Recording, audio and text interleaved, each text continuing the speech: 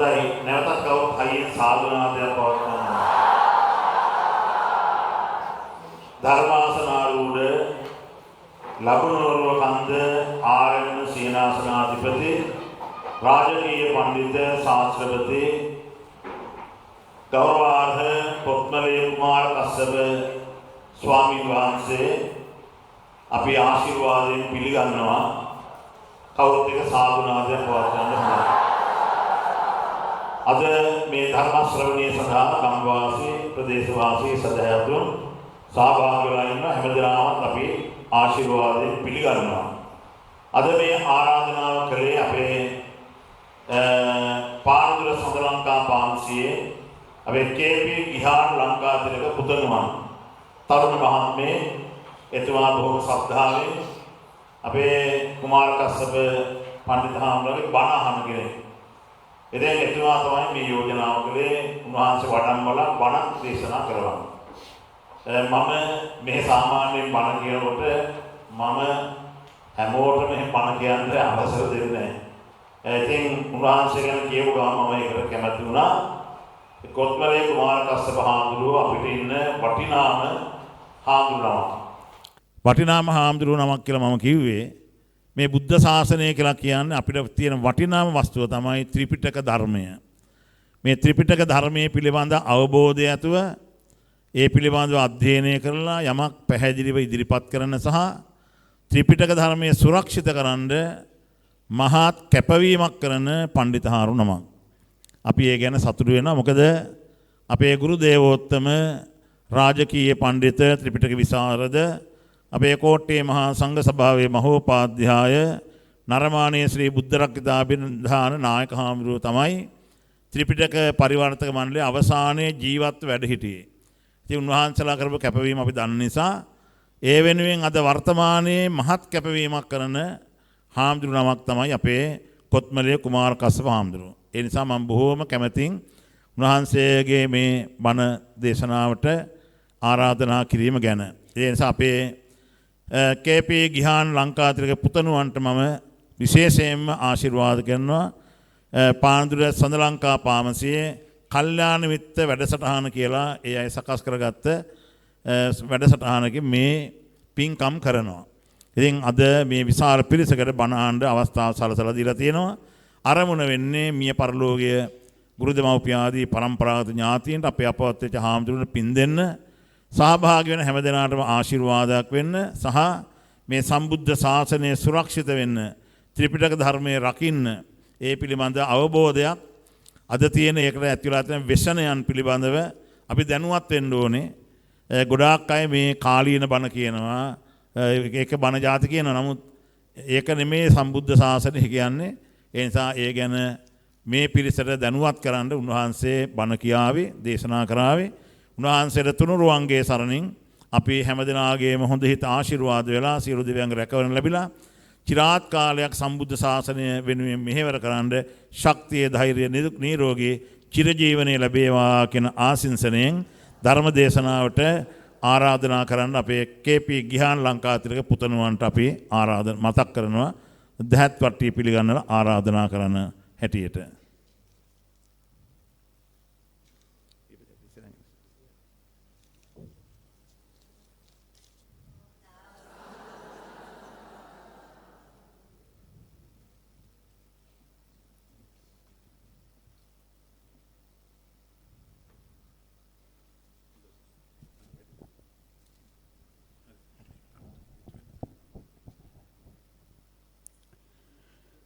හොඳයි කවුරු සාදුකාරයක් පවත්වන්න. පන්සිල් සමාදන් වීම සඳහා নমස්කාරය කියන්න.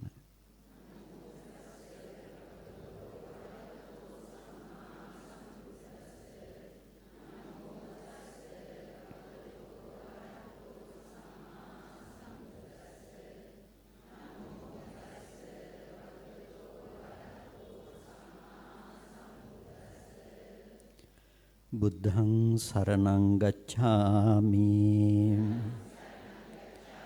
ධම්මං සරණං ගච්ඡාමි සංඝං සරණං ගච්ඡාමි Dutiyampi buddhang saranang gacchami. Dutiyampi dhammang saranang gacchami. Dutiyampi sanghang saranang gacchami. Tatiyampi buddhang saranang gacchami. Tatiyampi dhammang saranang gacchami. Tatiyampi sanghang saranang gacchami. Panati pata veramani sikkhapadang samadhiyami. Adinna dana veramani sikkhapadang samadhiyami.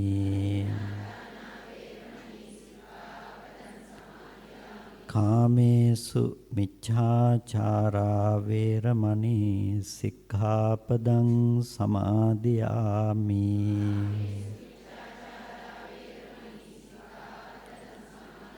Musāvādā veramani sikkhapadang samadhiyami.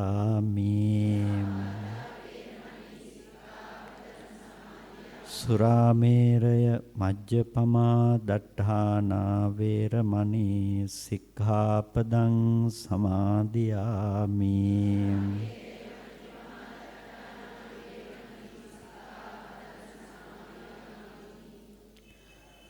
Samanta cakkavālesu atrā gacchantu devata. Saddhammang munirājassa sunantu sagga mokkhadan. Dhammasavana kālo ayang bhadantā. Dhammasavana kālo ayang bhadantā. Dhammasavana kālo ayang bhadantā.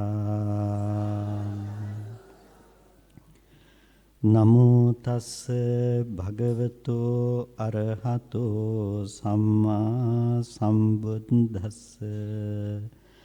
Namo tassa bhagavato arahato samma sambuddhassa. Namo tassa bhagavato arahato samma sambuddhassa.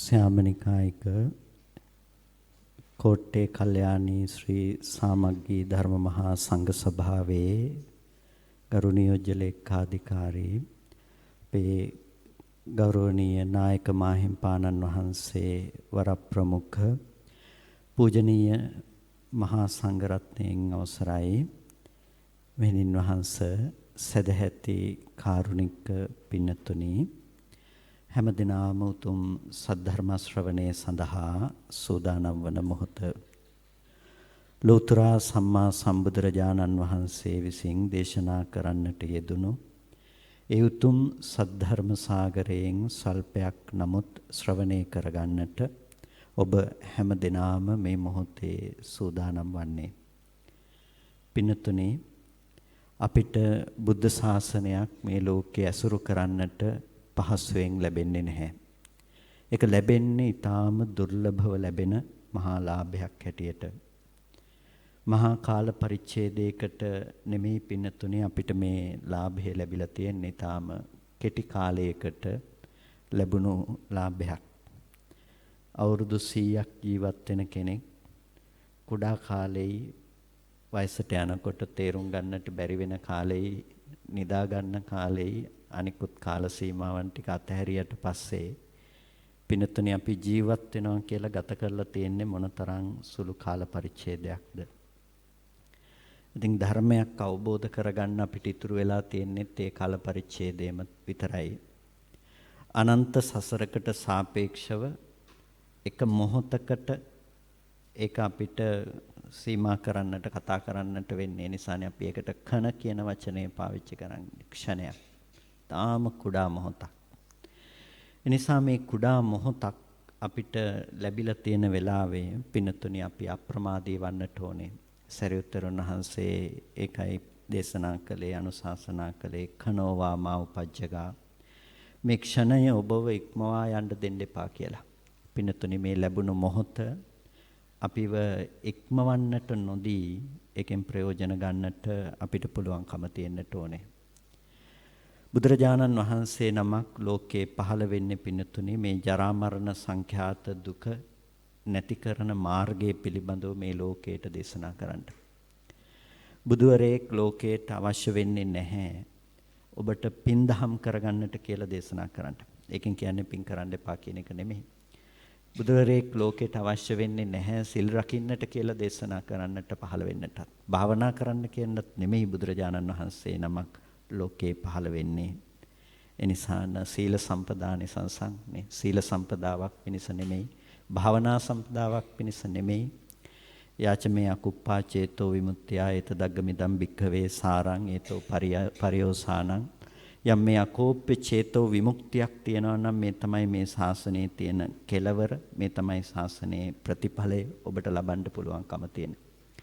ඉතින් බුදුවරයෙක් පහළ වෙලා ලෝකයට දේශනා කරන්න පිණතුනි ඒ අකෝප්‍ය චේතෝ විමුක්තියක් සිතින් ඇති කරගන්න මිදීමක්.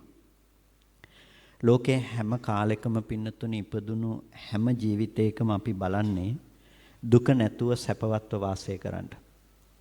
හැබැයි අපි කාටවත් ඒ දුක නැතුව සැපවත්ව වාසය කරනවා කියන දේ උපදවා ගන්න පුළුවන් කමක් ලැබෙන්නේ නැහැ. අපිට පුළුවන් යම් తాවකාලික ප්‍රයත්නයක් තුළ දැන් නම් ඔක්කොම හරි කියලා తాවකාලික හිතේ සතුටක් ඇති කරගන්න. මේක වෙලාවක බුදුරජාණන් වහන්සේ වඩිනකොට ඇත් හොඬක් පමණ ප්‍රමාණයකට යන කූඹි රංචුවක් දැකලා සිනා පහල කරනවා. ආනන්ද තෙරුන් වහන්සේට හේතුව විමසනකොට භාග්‍යතුන් වහන්සේ දේශනා කරන්නේ මේ කුහුඹු රංචුවේ සක්විති රජ නොවුණු එකම කුහුඹුවෙක්වත් නැහැ කියලා. හැම කුඹියෙක්ම සක්විති රජ වෙලා තියෙනවා කියලා. පිනතුනි ජීවිතයකට ලැබෙන తాවකාලික ආස්වාදයක් අපි සැපය කොට දකිනවා නම් ආපහු ඒ අයට දුක උරුම වෙනවා කියන එක අහන්න දෙයක් නෙමෙයිනේ. සක්විති රජ සම්පත් උරුම කරගත්ත අයටත් ආපහු අර විදිහේ දුක්ඛිත තැනටපත් වෙන්න වෙනවා නම් පිනතුනි ඔබ මේ ජීවිතයේ අද විඳින්න හදන සැපයක් වින්දයි කියලා ඔබට ඒක විසඳුමක් බවට පත් වෙයිද කියන එක හිතලා බලන්නට ඕනේ. අපි ඔක්කොම ජීවිතේ හොඳින් ගෙවුණා කියන එකත් එක මොහොතක දෙයක් විතරනේ. මම විදේශයක වැඩම කරපු වෙලාවක එක මහත්මයෙක් මට ඇවිල්ලා කියනවා ස්වාමීන් වහන්සේ මගේ ජීවිතේ හැම දෙයක්ම මට සම්පූර්ණ වෙලා තියෙනවා. මගේ ජීවිතේ හැම දෙයක්ම මට අලුත් වාහනයක් අරගෙන එතුමා ඒ වාහනේ පළවෙනිටම විහාරයට අරගෙන ඇවිල්ලා මටත් ඒක පෙන්නලා මට කියපු කතාව ඒක. ඉතින් මේ අලුතෙන්ම ගත්ත වාහනේ දැන් ස්වාමීන් වහන්සේ මට හොඳම වාහනයක් තියෙනවා. මට හොඳ රැකියාවක් තියෙනවා. මට හොඳ බිරිඳක් ඉන්නවා. මට හොඳ දරුවෝ ඉන්නවා දක්ෂයි. ස්වාමීන් වහන්සේ මට ජීවිතේ හිතන්න දෙයක් නැහැ. මට හැම පැත්තෙම තියෙන්නේ හිතලා බැලුවොත් සතුටක් කියලා. මම හිතනවා ලෝකේ ඕනම කෙනෙකුට ඒ වගේ දෙයක් ගැන හිතුවොත් තෘප්තිමත් බවක් වැටහෙන්න පුළුවන් ලෞකිකව. ඉතින් මගෙන් ඇහුවේ ඇයි අපි නිවන් දකින්න ඕනේ කියලා මහන්සි වෙන්න ඕනේ කියලා. ඉතින් ජීවිතේ හැමදේම තියනවා නම් ඇයි අපි නිවන් දකින්න කියලා මුතුයෙන් මහන්සි වෙන්න ඕනේ කියලා. නමුත් මම ඒ වෙලාවෙත් ගොඩක් කරුණු කියලා දුන්නා. එතනදී මම කියපු දේ තමයි ඔබතුමා දැන් මේ සියල්ල තියනවා කියලා සතුටු වෙන එක ඊළඟ මොහොතේ ඔබතුමාට සියල්ල නැති වුණා කියලා සතුටු දුක් වෙන්න වෙන තැනටපත් වෙන්නත් පුළුවන්. වෙනස් වෙන්න ඕනේ මොකද්ද? චේතනාව විතරයි. ඔක්කොම නැහැ කියන එක. ඊළඟ දවස් වෙනකොට රස්සාව නැති වෙන්න බෑද? වාහනේ නැති වෙන්න බෑද? ඊළඟ මොහොතේ ඔය ඔක්කොම දාලා තමන්ගේ ජීවිතේ නැති වෙන බව විඳින්න වෙන්නේ නැති වෙයිද? පින්තුනි ඒ වගේ අස්තිර තැනක අපි ස්ථිර සැපයක් විඳින්න කියලා බලාපොරොත්තු වෙනවා නම් ඒක සාර්ථක දෙයක් බවට මේ ලෝකේ කවදාකවත් පත් කරගන්න පුළුවන් කමක් නැහැ. ඒ නිසා බුදුරජාණන් වහන්සේ නමක් ඒ ලෞකික ක්‍රමයට වඩා දුක නැති කරගන්න පුළුවන් ප්‍රායෝගික ඇත්තටම කරගන්න පුළුවන් ක්‍රමයක් අපිට දේශනා කළා තියෙනවා. ඒකට තමයි මේ ධර්මය අපිට උදව් කරන්නේ. මේ ධර්මය අපිට කරුණු පැහැදිලි කරලා ඒක විස්තර අපිට විභාග දැනගන්නට තියෙන්නේ ඒ භාග්‍යතුන් වහන්සේගේ දේශනාව තුළ. ඉතින් ඒ නිසා අපිට ඉස්සෙල්ලම තියෙන්න ඕනේ දේ තමයි පින්නතුනේ ඒක අවබෝධ කරගන්න යනකොට සුතමේ ඥානය. සුතමේ ඥානය කියලා කියන්නේ අපි අහලා අපිට ඇතිවෙන නුවණක්. ඒක තථාගතයන් වහන්සේගෙන් හෝ තථාගතයන් වහන්සේගේ ශ්‍රාවකයෙකුගෙන් හෝ යම්කිසි ආකාරයකට අපි අහලා දැනගන්න දෙයට කියනවා නුවණට කියනවා සුතමය ඥානය කියලා. සුතමේ ඥානය තමයි මේ ශාසනයේ මූලික පදනම. ඒ සුතමේ ඥානයේ තියෙන කෙනෙක් තමයි එතනින් එහාට මේ මාර්ගය වඩන්න ඕනේ කොහොමද කියන එක පිළිබඳව තේරුම් ගන්න. ඉතින් ඔබටත් තේරෙන්නට ඕනේ දේ තමයි ඒ සුතමේ ඥානය. අපි මොකක්ද ධර්මය අවබෝධ කරනවා කියලා අවබෝධ කරගන්න කියන එක පිළිබඳව හොඳ කියවා ගැනීමක් හොඳ දැනුමක් පින්නතුණිය ඔබට තියෙන්නට අවශ්‍යයි.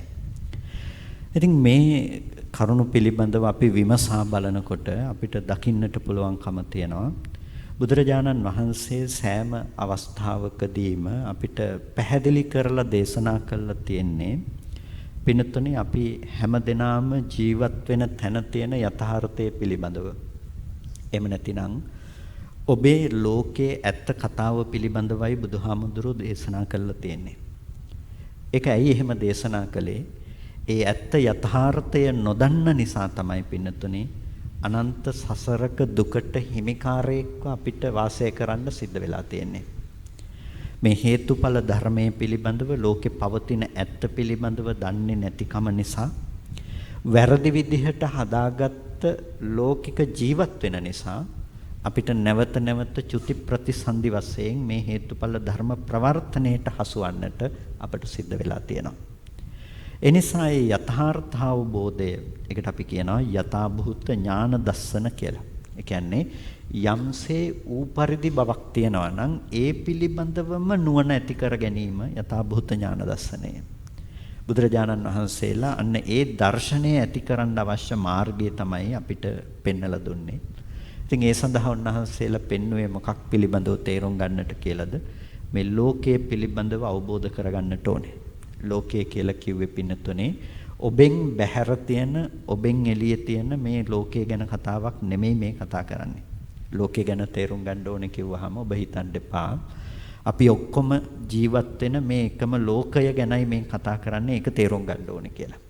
නෑ ඒක ගැන නෙමෙයි මේ කියන්නේ.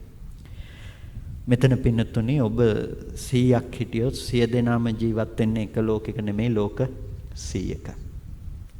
අන්නේ තම තමන්ගේ පැත්තෙන් ගොඩ නැගෙන ලෝකයේ පිළිබඳව ඒ ලෝකය ගැන පැහැදිලි කරනකොට අපිට නිर्देशය තුළදී නිर्देश පාළියේදී හම්බෙනවා මොනවද මේ ලෝකය කියලා කියන්නේ? ලෝකය කියලා කියන්නේ ස්කන්ධ ලෝකය, ආයතන ලෝකය. මෙන්න මේ ස්කන්ධ ආයතන ලෝකයේ පිළිබඳවයි පින්නතුනේ අපි තේරුම් ගන්නට අවශ්‍ය වෙන්නේ. ඒ ස්කන්ධ ලෝකය ගැන තේරුම් ගන්නවා කියලා කියන්නේ පින්නතුනේ ඔබ සමස්තය තේරුම් ගත්තා හා සමානයි. බුදුරජාණන් වහන්සේ ළඟට ඇවිල්ලා සමහර වෙලාවකදී ප්‍රශ්න අහනකොට ස්වාමීනි සියල්ල කියලා කියනවා. ස්වාමීනි මොකක්ද මේ සියල්ල කියලා කියන්නේ? එක වෙලාවක බුදුරජාණන් වහන්සේ ළඟට ඇවිල්ලා කෙනෙක් ප්‍රශ්නයක් අහනවා. තව වෙලාවකදී ඇවිල්ලා අහනවා ප්‍රශ්නයක්. ස්වාමීනි ලෝකය කියලා කියනවා. කෙතකින්ද මේ ලෝකය කියලා කියන්නේ කියලා බුදුරජාණන් වහන්සේගෙන් ওই ප්‍රශ්න අහන වෙලාවේදී ওই තැන් දෙකේදීම බුදුරජාණන් වහන්සේ දෙන පිළිතුර එකයි. මොකද්ද ලබා දෙන පිළිතුර? ඒ තමයි ඇස තමයි ලෝකය. රූපය තමයි ලෝකය. චක්කු විඥානය තමයි ලෝකය. කන තමයි ලෝකය. සද්දේ තමයි ලෝකය. සෝත විඥානය තමයි ලෝකය. සියල්ල කියන්නේ මොකද්ද? ඇස තමයි සියල්ල. රූපය තමයි සියල්ල. චක්කු විඥානය තමයි සියල්ල. එතකොට මේ සියල්ල කියන එක ලෝකය කියන එක ඔක්කොම දේශනා කරන්නේ මොකක් පිළිබඳවද? මේ තමන් කියන බව ගොඩ නැගුණු තැන තියෙන ඇත්ත තමයි සියල්ල කියලා දේශනා කරන්නේ. පින්නතුනේ සමනුපස්සනාදී සූත්‍රයන්ගෙදී අපිට මේ කරුණු හරිම ලස්සනට පැහැදිලි කරනවා දකින්නට පුළුවන්කම තියෙනවා. පින්නතුනි මේ ලෝකේ යම් කෙනෙක් අතීතයන් දකින බව පිළිබඳව සිහි කරොත් පුබ්බේ නිවාසානුස්සතියක් ඇති කරගෙන අතීත ජීවිත පිළිබඳව බලනවා කියලා කිව්වත් බුදුරජාණන් වහන්සේ පෙන්නනවා ඒ කෙනා මෙනෙහි කරන්නේ මොනවා ගැනද? පංච උපාදානස්කන්ධයක් ගැනම තමයි මේ මෙනෙහි කිරීම සිද්ධ කරන්නේ. අනාගතය ගැන බලනවා කිව්වත් ඒත් පංච උපාදානස්කන්ධයක්ම තමයි ඕනම කෙනෙක් මෙනෙහි කිරීම සිද්ධ කරන්නේ. ඔබේ ජීවිතේ ඔබ ජීවත් වුණා කියලා ඔබ ජීවත් වෙනවා කියලා ඔබ සිහි කරන්නේ මොකක් කියලාද? පංච උපාදානස්කන්ධයක්ම තමයි ඔබ සිහි කරගන්නේ. එතකොට ඒ නිසයි පින්නතුනේ සියල්ල කියලා කිව්වේ මොකටද? ඔය පංච උපාදානස්කන්ධයකට. ඉතින් අන්න ඒ තැන පිළිබඳවයි අපි අවබෝධ කරගන්නට ඕනේ. ඒක තමයි අපි දකින්නට ඕනේ ඇත්ත. ඒක තමයි දුක්ඛේ ඥානං කියලා බුදුහාමුදුර අපිට දේශනා කළේ. දුක්ඛාර්ය සත්‍ය පිළිබඳව තියෙන අවබෝධය කියලා පෙන්වන එකට. දුක්ඛේ ඥානං කියලා කියනකොට පින්නතුනේ අපි සාමාන්‍යයෙන් පොදුවේ අපි තේරුම් ගන්නේ දුක ගැන බුදුහාමුදුරු දේශනා කළා තියෙන ආර්ය සත්‍යයක් චතුරාර්ය සත්‍යයක්. ඕකේ දුක්ඛාර්ය සත්‍ය කියලා කියන්නේ දුක. ඒ කියන්නේ අපේ ජීවිතවලට එන දුක ගැන තමයි මේ කතා කරලා තියෙන්නේ කියලා බොහෝ දෙනා ඔක එතනින් ලඝු කරලා තේරුම් ගන්නවා. ඒක දකින්නේ පින්නතුනේ ජාති ජරා ව්‍යාධි මරණ ශෝක පරිදේව දුක්ඛ දෝමනස් උපායාස කියන තැන්වලින් මේ තමයි දුක කියලා ඔබට ඇති වෙන දුක්ඛ පීඩාව කියන තැනින් ඔබ දුක හඳුනා ගන්නවා. ඕකනේ දේශනා කළේ කියලා. පින්නතුනේ ওই ටික දුකයි කියලා පෙන්වන්න බුදුවරයෙක් ලෝකෙට ඕන වෙන්නේ නැහැ නේ. ওই ටික දුකයි කියලා ඕනම කෙනෙක් ලෝකේ දන්නවා. ඔය දුක් සහිත දේවල් කියන්නේ. එහෙනම් බුදුරජාණන් වහන්සේ නමක් ලෝකේ පහළ වෙලා පෙන්වන්නේ ඊට වඩා ගැඹුරු දෙයක්. පෙර නොඇසූ විරුද්ධයක් හැටියට දුක්ඛාර්ය සත්‍යයක් පෙන්වනවා. ඒ තමයි මොකද්ද? සංකිට්ඨේන පංච උපාදානස්කන්ධා දුක්ඛා. කෙටියෙන්ම කියනවා නම් පංච උපාදානස්කන්ධය තමයි දුක්ඛය. අර ඔක්කොම ඇතුළත් කරන්න පුළුවන් කොතෙන්ටද? පංච උපාදානස්කන්ධ දුක්ඛයට ඇතුළත් කරන්න පුළුවන්. ඒ පංච උපාදානස්කන්ධය පිනතුනේ කවදාකවත් ඔබට යහපත ගෙනල්ලා දෙන්නේ නැහැ. ඒක සැපය ගෙනල්ලා දෙන්නේ. ඒ නිසා ඒකට දුක්ඛය කියලා වචනේ පාවිච්චි කරන්නේ. පංච උපාදානස්කන්ධා දුක්ඛා කියලා කියන්නේ ඒක දුක ගෙනල්ලා දෙන දෙයක්. ඒක දුක ගෙනල්ලා දෙන දෙයක් කියලා කියන්නේ පින්නතුනේ ඒක හරියට දුක ගේන බෝම්බයක් ඔබ අතේ තියාගෙන ඉන්නව කොයි වෙලාවෙ පත්තු වෙයිද කියලා දන්නේ නැති. ඒක තමයි ওই දුක. ඇයි ඒක කිව්වේ? ඒ කියන්නේ මේ ලෝකේ සැප වේදනාව නැහැ කියන එකද? නෑ, ලෝකයේ සැපය වේදනාව ලෝකෙට තියෙනවා නේ. මහලි සූත්‍රයේදී බුදුරජාණන් වහන්සේ දේශනා කරන්නේ මහලි මේ ලෝකයේ රූපේ ආස්වාදයක් තියෙනවා. ආස්වාදයක් නැත්තම් සත්වෝ මේක ඇලෙන්නේ නෑනේ. හිතට සතුට ගේන්නේ නැත්තම් ඕක මිනිස්සු ඇලෙන්නේ නෑනේ. සතුට ගේනවා. ඒ වුණාට ඒකේ ආදීනමයක් නැත්තම් සත්වෝගේ කලකිරෙන්නෙත් නෑ. ඒක ආදීනමයකුත් තියෙනවා. ආස්වාදයක් නෑ කියලා නෙමෙයි කියන්නේ පින්නතුනේ. ඒක දුක්ඛාර්ය සත්‍යයට ඇතුළත් වෙනවා කියන එක. ඇයි ඒක දුක්ඛාර්ය සත්‍යයට ඇතුළත් වෙනවා කියලා කියන්නේ? ඒක දුක්ඛාර්ය සත්‍යයට ඇතුළත් වෙනවා කියලා කියන්නේ මේ සංකත ලක්ෂණයෙන් යුක්ත නිසා. සංකතයි කියලා කියන්නේ මොකද්ද? හේතු නිසා හට ගන්නවා, හේතු නැති වෙනකොට නැති වෙලා යනවා. ඒකට අපි කියනවා සංකත ලක්ෂණය කියලා. මෙන්න මේ සංකත ලක්ෂණය ඒ කියන්නේ තීනිමානි බික්කවේ සංකතස්ස සංකත ලක්ඛණානි කියලා සංකත ලක්ෂණ තුනක් බුදුහාමුදුරු පෙන්නනවා. මොනවාද? උප්පාදෝ පඤ්ඤායති, වයෝ පඤ්ඤායති, තිතසඤ්ඤතත්තම් පඤ්ඤායති. හට ගැනීම තියෙනවා, වැයවීම තියෙනවා, සිටියහුගේ වෙනස් බව තියෙනවා. ඔය ලක්ෂණ තුන තියෙන්නේ මොන වගේද? සංකත දේවල් වල. එතකොට මේ සංකත දෙයක් නම් ඒ කියන්නේ හට ගන්නවා, වැය වෙනවා, වෙනස් වෙනවා කියන දෙයට ලක්වන දෙයක් නම් පින්නතුනේ ඒක සැපයක් වුණොත් ඒක නැති වෙනකොට මොකද්ද දැනෙන්නේ? දුකක්. ඒක නැති වෙනකොට දුකක් දැනෙන්නේ.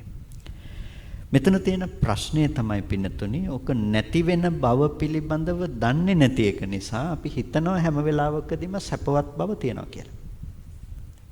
අපි හිතනවා ඒකේ සැපවත් බව තියනවා කියන එක. ඇයි අපි දන්නේ නැහැ මේ ස්කන්ධ පංචකය නැති වෙනවා කියලා. ස්කන්ධ පංචකය කියලා කියන්නේ පින්නතුනි දැන් මේ භූත කියන වචනය අපි මේකට පාවිච්චි කරනවා. ඌ පරිදි දේ භාග්‍යතුන් වහන්සේ පාවිච්චි කරන්නේ භූත කියන වචනයක තැනකදී. භූත මිදන්ති සාරිපුත්ත පස්සතාති. සාරිපුත්තේ මේ භූතය හැටියට දකින්නවද? භූතය හැටියට දකින්නවද කියලා අහනවා. මොකද්ද මේ භූත කියලා කියන්නේ? මේ ස්කන්ධ පංචකය, පංච උපාදානස්කන්ධේ. ඇයි මේකට භූත කියලා කියන්නේ? ඒක තමයි විද්‍යමාන වෙන ස්වභාවය. ඔබට ඔබ ජීවත් වෙනවා කියලා කියන්නේ පින්නතුනි කරුණු හතරක් ක්‍රියාත්මක වෙනවා කියන එක. දේවල් හතරක්. මොනවාද?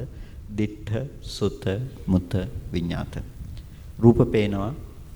ඒකට අපි කියනවා දිට්ඨ කියලා. ඇහෙනවා, සුත, විඳිනවා, මුත, දැනගන්නවා, විඤ්ඤාත. ඔය තැන් හතරට තමයි පින්නතුනි ඔබ ජීවත් වෙනවා කියන එක ඔබ ව්‍යවහාර කරන තැන. දිට්ඨ කියලා කියන්නේ ඔබ දකින දේවල්. ඔබ අතීතෙදි දැක්කා කියලා දේවල් තියෙනවා නම් ඒ හැම තැනකම මොකද්ද වෙලා තියෙන්නේ? මම හිටියා කියන එකක් තියෙනවා. නේ? ඔබ අතීතෙදි දැක්කා කියන්නේ මොනවද? අතීතයේ දැකපු මම හිටියා කියන එක.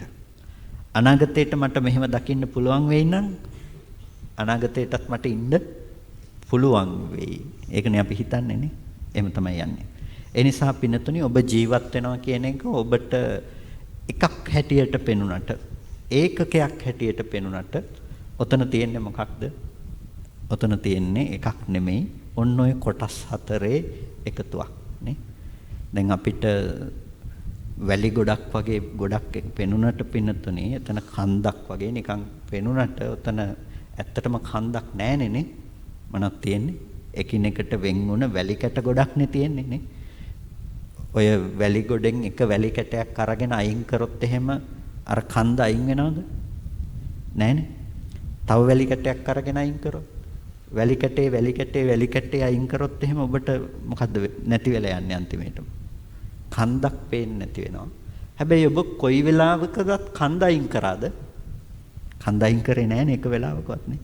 අන්න ඒ වගේ තමයි පින්නතුනේ ඔබ ජීවත් වෙනවා කියන එක ඔබට ඔය වැලි ගොඩක් වගේ එක සමූහයක් පේන්නේ අද. ඒ මොනවාද? දිට්ඨ, සුත, මුත, විඤ්ඤාත කියන තැන් හතර එකතුවක් තමයි ඔබට අතීතේ ඉඳලා දැක්ක, ඇහුවා, වින්දා, දැනගත්තා. ඒ ඔක්කොම එකතුව තමයි මම ඉන්නවා කියලා ඔබට ඇති වුණ හැඟීම. ඒක ඇතුලේ ඔබ ජීවත් වෙනවා. ඒ වගේ මේ මම අනාගතේට ඉන්නවා කියන එකක් තියෙනවා. දැන් මෙතන බුදුරජාණන් වහන්සේ යථාර්ථයේ තේරුම් ගන්න කියලා දේශනා කළේ මොකක්ද? මේකේ ඇතුලේ තියෙන එකිනෙකට සම්බන්ධ නොවුණු ඇත්තටම පවතුන දේ ඇත්ත දකින්න. ඒ කියන්නේ වැලි කැටයක් කියන එක අරගෙන දකින්න. කන්ද කියලා පේන එක බොරුවක් හැටියට තේරුම් ගන්න කියන එක. ඒ කියන්නේ පින්නතුනේ පංච උපාදානස්කන්ධේ නැතිනම් ස්කන්ධ පහක් කියලා කියන්නේ මොකක්ද? හටගෙන වැය වෙන දෙයක්. ඒක හටගෙන වැය වෙනකොට ඔබ ඒක තියෙන දෙයක් කියලා හිතාගෙන හිටියානම් ඒක හරිද වැරදිද? ඒක වැරදි දෙයක් නේ. ඕක නිතරම පැහැදිලි කරන්න මම ගන්න එක උපමාවක් දැන් නම් අහන අයට බණ අහන අයට නම් දැන් ඒක කටපාඩම් ඇති මං කියන්න එනකොටම. දැන් අර ඔබ ගෙදර ඉඳලා කොහේ හරි යනකොට පාර අයිනේ මොකක් හරි බෝඩ් එකක් දාලා තියෙනවා. ඒක අම්මා කෙනෙක් මට බෝඩ් එකක ෆොටෝ එකකුත් එවලා තිබුණා. දැන් නම් ඉරිලා ස්වාමීන් වහන්සේ බෝඩ් එක කියලා. නිකන් උපමාවකට මම මේ කියන්නේ ඔබ ගෙදර ඉඳලා කොහෙට හරි යනකොට පාරක් අයිනේ ඇඩ්වර්ටයිස්මන්ට් බෝඩ් එකක් දාලා තියෙනවා කියලා හිතන්නකෝ. එතකොට ඔබ ඒක දකිනවා. ඔබ ආපහු ගෙදෙට්ට එනවා. එනකොට මොකද්ද වෙන්නේ? දැන් ඔබ දන්නේ නැහැ එදා රාත්‍රියේ පිරිසක් ඇවිල්ලා අර බෝඩ් එක අයින් කරලා අලුත්ම බෝඩ් එකක් දානවා. ඔබ දන්නේ නැහැ. තිබුණ එක වගේම අලුත් බෝඩ් එකක් දානවා. ඔබ දෙවෙනි දවසේ යනකොට ඔබ දකින්නේ මොකක්ද? ඔබ දකින්නේ කලින් දවසේ තිබුණ බෝඩ් එක තාම තියෙනවා කියලා. ඇත්තටම තියෙන්නේ ඒක නෙමෙයිනේ අලුත්ම බෝඩ් එකක්. එතකොට තුන්වෙනි දවසේ ඔබ යනකොට අලුත්ම බෝඩ් එකක් දාලා තියෙනවා. ඔබ දකිනවා දවස් දෙකක් තිබ්බ බෝඩ් එක තාම තියෙනවා කියලා ඔබ විඳිනවා. දැන් ඔබ විඳින එකයි පවතින ඇත්තයි දෙකක් නෙනේ. ඔබ විඳින්න එකක් පවතින යථාර්ථය තව එකක්. හතරවෙනි දවසේ බෝඩ් එකක් දානවා. මේ බෝඩ් එක දාන්නෙම හදන්නෙම ඉරුණු හැඩයටමයි. මේ බෝඩ් එක හදන්නෙම ඉරුණු හැඩයටම හදලා ගෙනත් දානවා. දැන් හතරවෙනි දවසේ ඔබ ඒක දකින්නකොට ඔබ දකින්නේ මොකක්ද? ඔබ දකින්නේ දවස් 3ක් තිස්සේ තිබුණු බෝඩ් එක දැන් ඉරිලා ගිහිල්ලා කියලා. ඔබ විඳින්නේ ඒක නෙනේ. දවස් 3ක් තිස්සේ තිබුණු බෝඩ් එක දැන් ඉරිලා කියලා. ඇත්ත උනේ දවස් 3ක් තිබුණ බෝඩ් එක ඉරුණ එකද අලුත්ම බෝඩ් එකක් තියෙන එකද? අලුත්ම බෝඩ් එකක් තියෙන එක. එතකොට අර යථාර්ථය දන්නේ නැති කෙනාට ආපු දෙයක් තමයි තිබුණ බෝඩ් එක දැන් ඉරිලා කියන එක. පින්නතුනේ ස්කන්ධයන්ගේ ඇත්තත් ඕකම තමයි. අලුත්ම බෝඩ් එකක් හැමදාම තියනවා වගේ හැම මොහොතකදීම ස්කන්ධ ටිකක් උපදිනවා. ඒ ස්කන්ධ ටික නැති වෙලා යනවා. ඊළඟ මොහොතේ නැවත ස්කන්ධ ටිකක් උපදිනවා. ඒ ස්කන්ධ ටික නැති වෙලා යනවා. දැන් ඔබට රූපයක් පේනවා කියලා කියන්නේ මොකක්ද? ස්කන්ධ ටිකක් ඉපදිලා ස්කන්ධ ටිකක් නැති වෙලා යනවා. ඊළඟ මොහොතේ අලුතෙන්මයි ස්කන්ධ ටිකක් උපදින්නේ. නේ? දැන් ඔක ආධුනිකව බොහෝ පිරිසක් ඉන්නවා නම් පොඩ්ඩක් මුලින් ඉඳලා පැහැදිලි කරන්නම් ඔබට තේරුම් ගැනීමේ පහසුවට. දැන් රූපයක් පේනවා කියන තැනක පිනතුනේ මොකක්ද ස්කන්ධ ටික කියලා කියන්නේ? රූප, වේදනා, සංඥා, සංඛාර, විඥාන. ওই පහට අපි කියන ස්කන්ධ පහක් කියලා නේ. එතකොට රූපය කියලා කියන්නේ මොකද්ද? රූපස්කන්ධය කියලා කියන්නේ. ඇහැයි රූපයයි මේ දෙකට කියනවා රූපස්කන්ධය කියලා. ඒ දෙක තමයි රූපස්කන්ධය. එතකොට විඳින බවට කියනවා වේදනාව කියලා. හඳුනන බවට කියනවා සංඥාව කියලා. චේතනාදී අනිත් දේවල් වලට කියනවා ස්පර්ශාදී ලක්ෂණ ටිකට සංස්කාරය කියලා. දැනගන්න කමට කියනවා විඥානය කියලා. රූපයක් පේනවා කියන තැනක ඔන්න ඔය කරුණු ටික එකතුවක් තමයි පින්නතුනේ තියෙන්නේ. ඔබට යම්කිසි රූපයක් පේනවා කියලා කියන්නේ මෙතන ඇහැයි රූපයයි සිතයි කියන මේ තුන. ඒ කියන්නේ ස්කන්ධ වශයෙන් ගත්තොත් ස්කන්ධ පහයි. ඇහැ රූප චක්කු විඥාන කියලා කිව්වට එතන තියෙන්නේ රූප වේදනා සංඥා සංකාර විඥාන කියන ස්කන්ධ පහක් තමයි වැය වෙලා තියෙන්නේ ඔබට යමක් පේනවා කියන බව සකස් කරලා දෙන්න. එතකොට ඇහැයි රූපයයි ඇයි රූපස්කන්ධය කියලා කිව්වේ? ඒක රූපස්කන්ධය කියලා කියන්නේ පින්නතුනේ සතර මහා ධාතු නිසා සතර මහා ධාතුවත් සතර මහා ධාතුව නිසා උපදින රූපයත් කියන මේ රූප තමයි ඔය ඇහැ සහ රූපය කියන තැන තිබුණේ. ඇහැ කියලා කියන්නේ මොකකටද? ඇහැ කියලා කියන්නේ ප්‍රසාද චක්ෂුසේ කියලායි අපි මේ ධර්මයේ කතා කරන්නේ. ඒ කියන්නේ ඇහැ කියලා කියන්නේ ඔබට පේන එකක් එහෙම නෙමෙයි. ඔබට දකින්න බෑ. ඇහැ දැකලා නැහැනේ කවුරුත් නේ. ඇහැ දකින්න බෑ. ඇහැට කියන්නේ පින්නතුනේ ඒක ධර්මයේ අපි පාවිච්චි කරන වචනේ තමයි අනිදස්සනං සප්පටිඝං කියලා. ඇහැ දකින්න බෑ. ගැටෙන බවෙන් යුක්තයි. ඒ කියන්නේ ප්‍රසාද රූපේ කියන එක අපිට දකින්න බෑ. ඒකට කණ්ණාඩියක් ළඟට ගියොත් හරි අන්වීක්ෂකෙන් බැලුවොත් හරි ඔබට ඔය පේන්නේ මොකක්ද එහෙනම්? ඒ පේන්නේ ඇහැද රූපද? ඒ පේන්නේ රූපයක් මිසක ඇහැ නෙමෙයි. ඒ පේන එක රූපය, ඒක ඇහැ නෙමෙයි. ඒ රූපය දකින්නේ මොකෙන්ද? ඇහෙන්. එතකොට ඒ නිසා ඇහැට දැන් පිහිය මුවාතින් අනිත් දේවල් කපන්න පුළුවන්. මුවාතට මුවාතම කපා ගන්න බෑනේ නේ. ඒ වගේ ඇහෙන් රූප දකින්න පුළුවන්. ඇහැට ඇහැ දකින්න කවදාවත් බෑ. එතකොට ඇහැට පේන්නේ එකම එක රූපයයි. පේන රූප තියෙන පින්නතුනේ එකම එකයි. මොනවද පේන්නේ? වර්ණ රූපේ. වර්ණ තමයි පේන එකම රූපය. ඇහැට පේන්නේ වර්ණ රූපේ. වර්ණ රූපේ කියලා කියන්නේ මොකද්ද? වර්ණ රූපේ කියලා කියන්නේ මේ සතර මහා ධාතු ඇසුරු කරගත්ත හැම තැනකම විද්‍යමාන වන ලක්ෂණයක් තමයි පාට කියලා කියන්නේ. වර්ණයක්. ඒ වර්ණය කියලා කියන්නේ පින්නතුනේ ඒක හරියට අපි වන්න නිභා කියලා පාවිච්චි කරනවා. පැහැ සටහනක්. ආලෝක සටහනක් ආලෝකය නිසා අපිට පේන මේ වර්ණ සටහනක් තමයි ඇති වෙන්නේ. එතකොට මේ වර්ණ සටහනක් ඔබේ ඇස් දෙකට ගෝචර කරගන්න පුළුවන්කම තියෙනවා. මේක හැම වෙලාවකදීම පින්නතුනේ මේක සකස් වෙලා ඇති වෙන දෙයක්. ඔබට බෑ කවදාවත් තියෙන රූප දකින්න බෑනේ.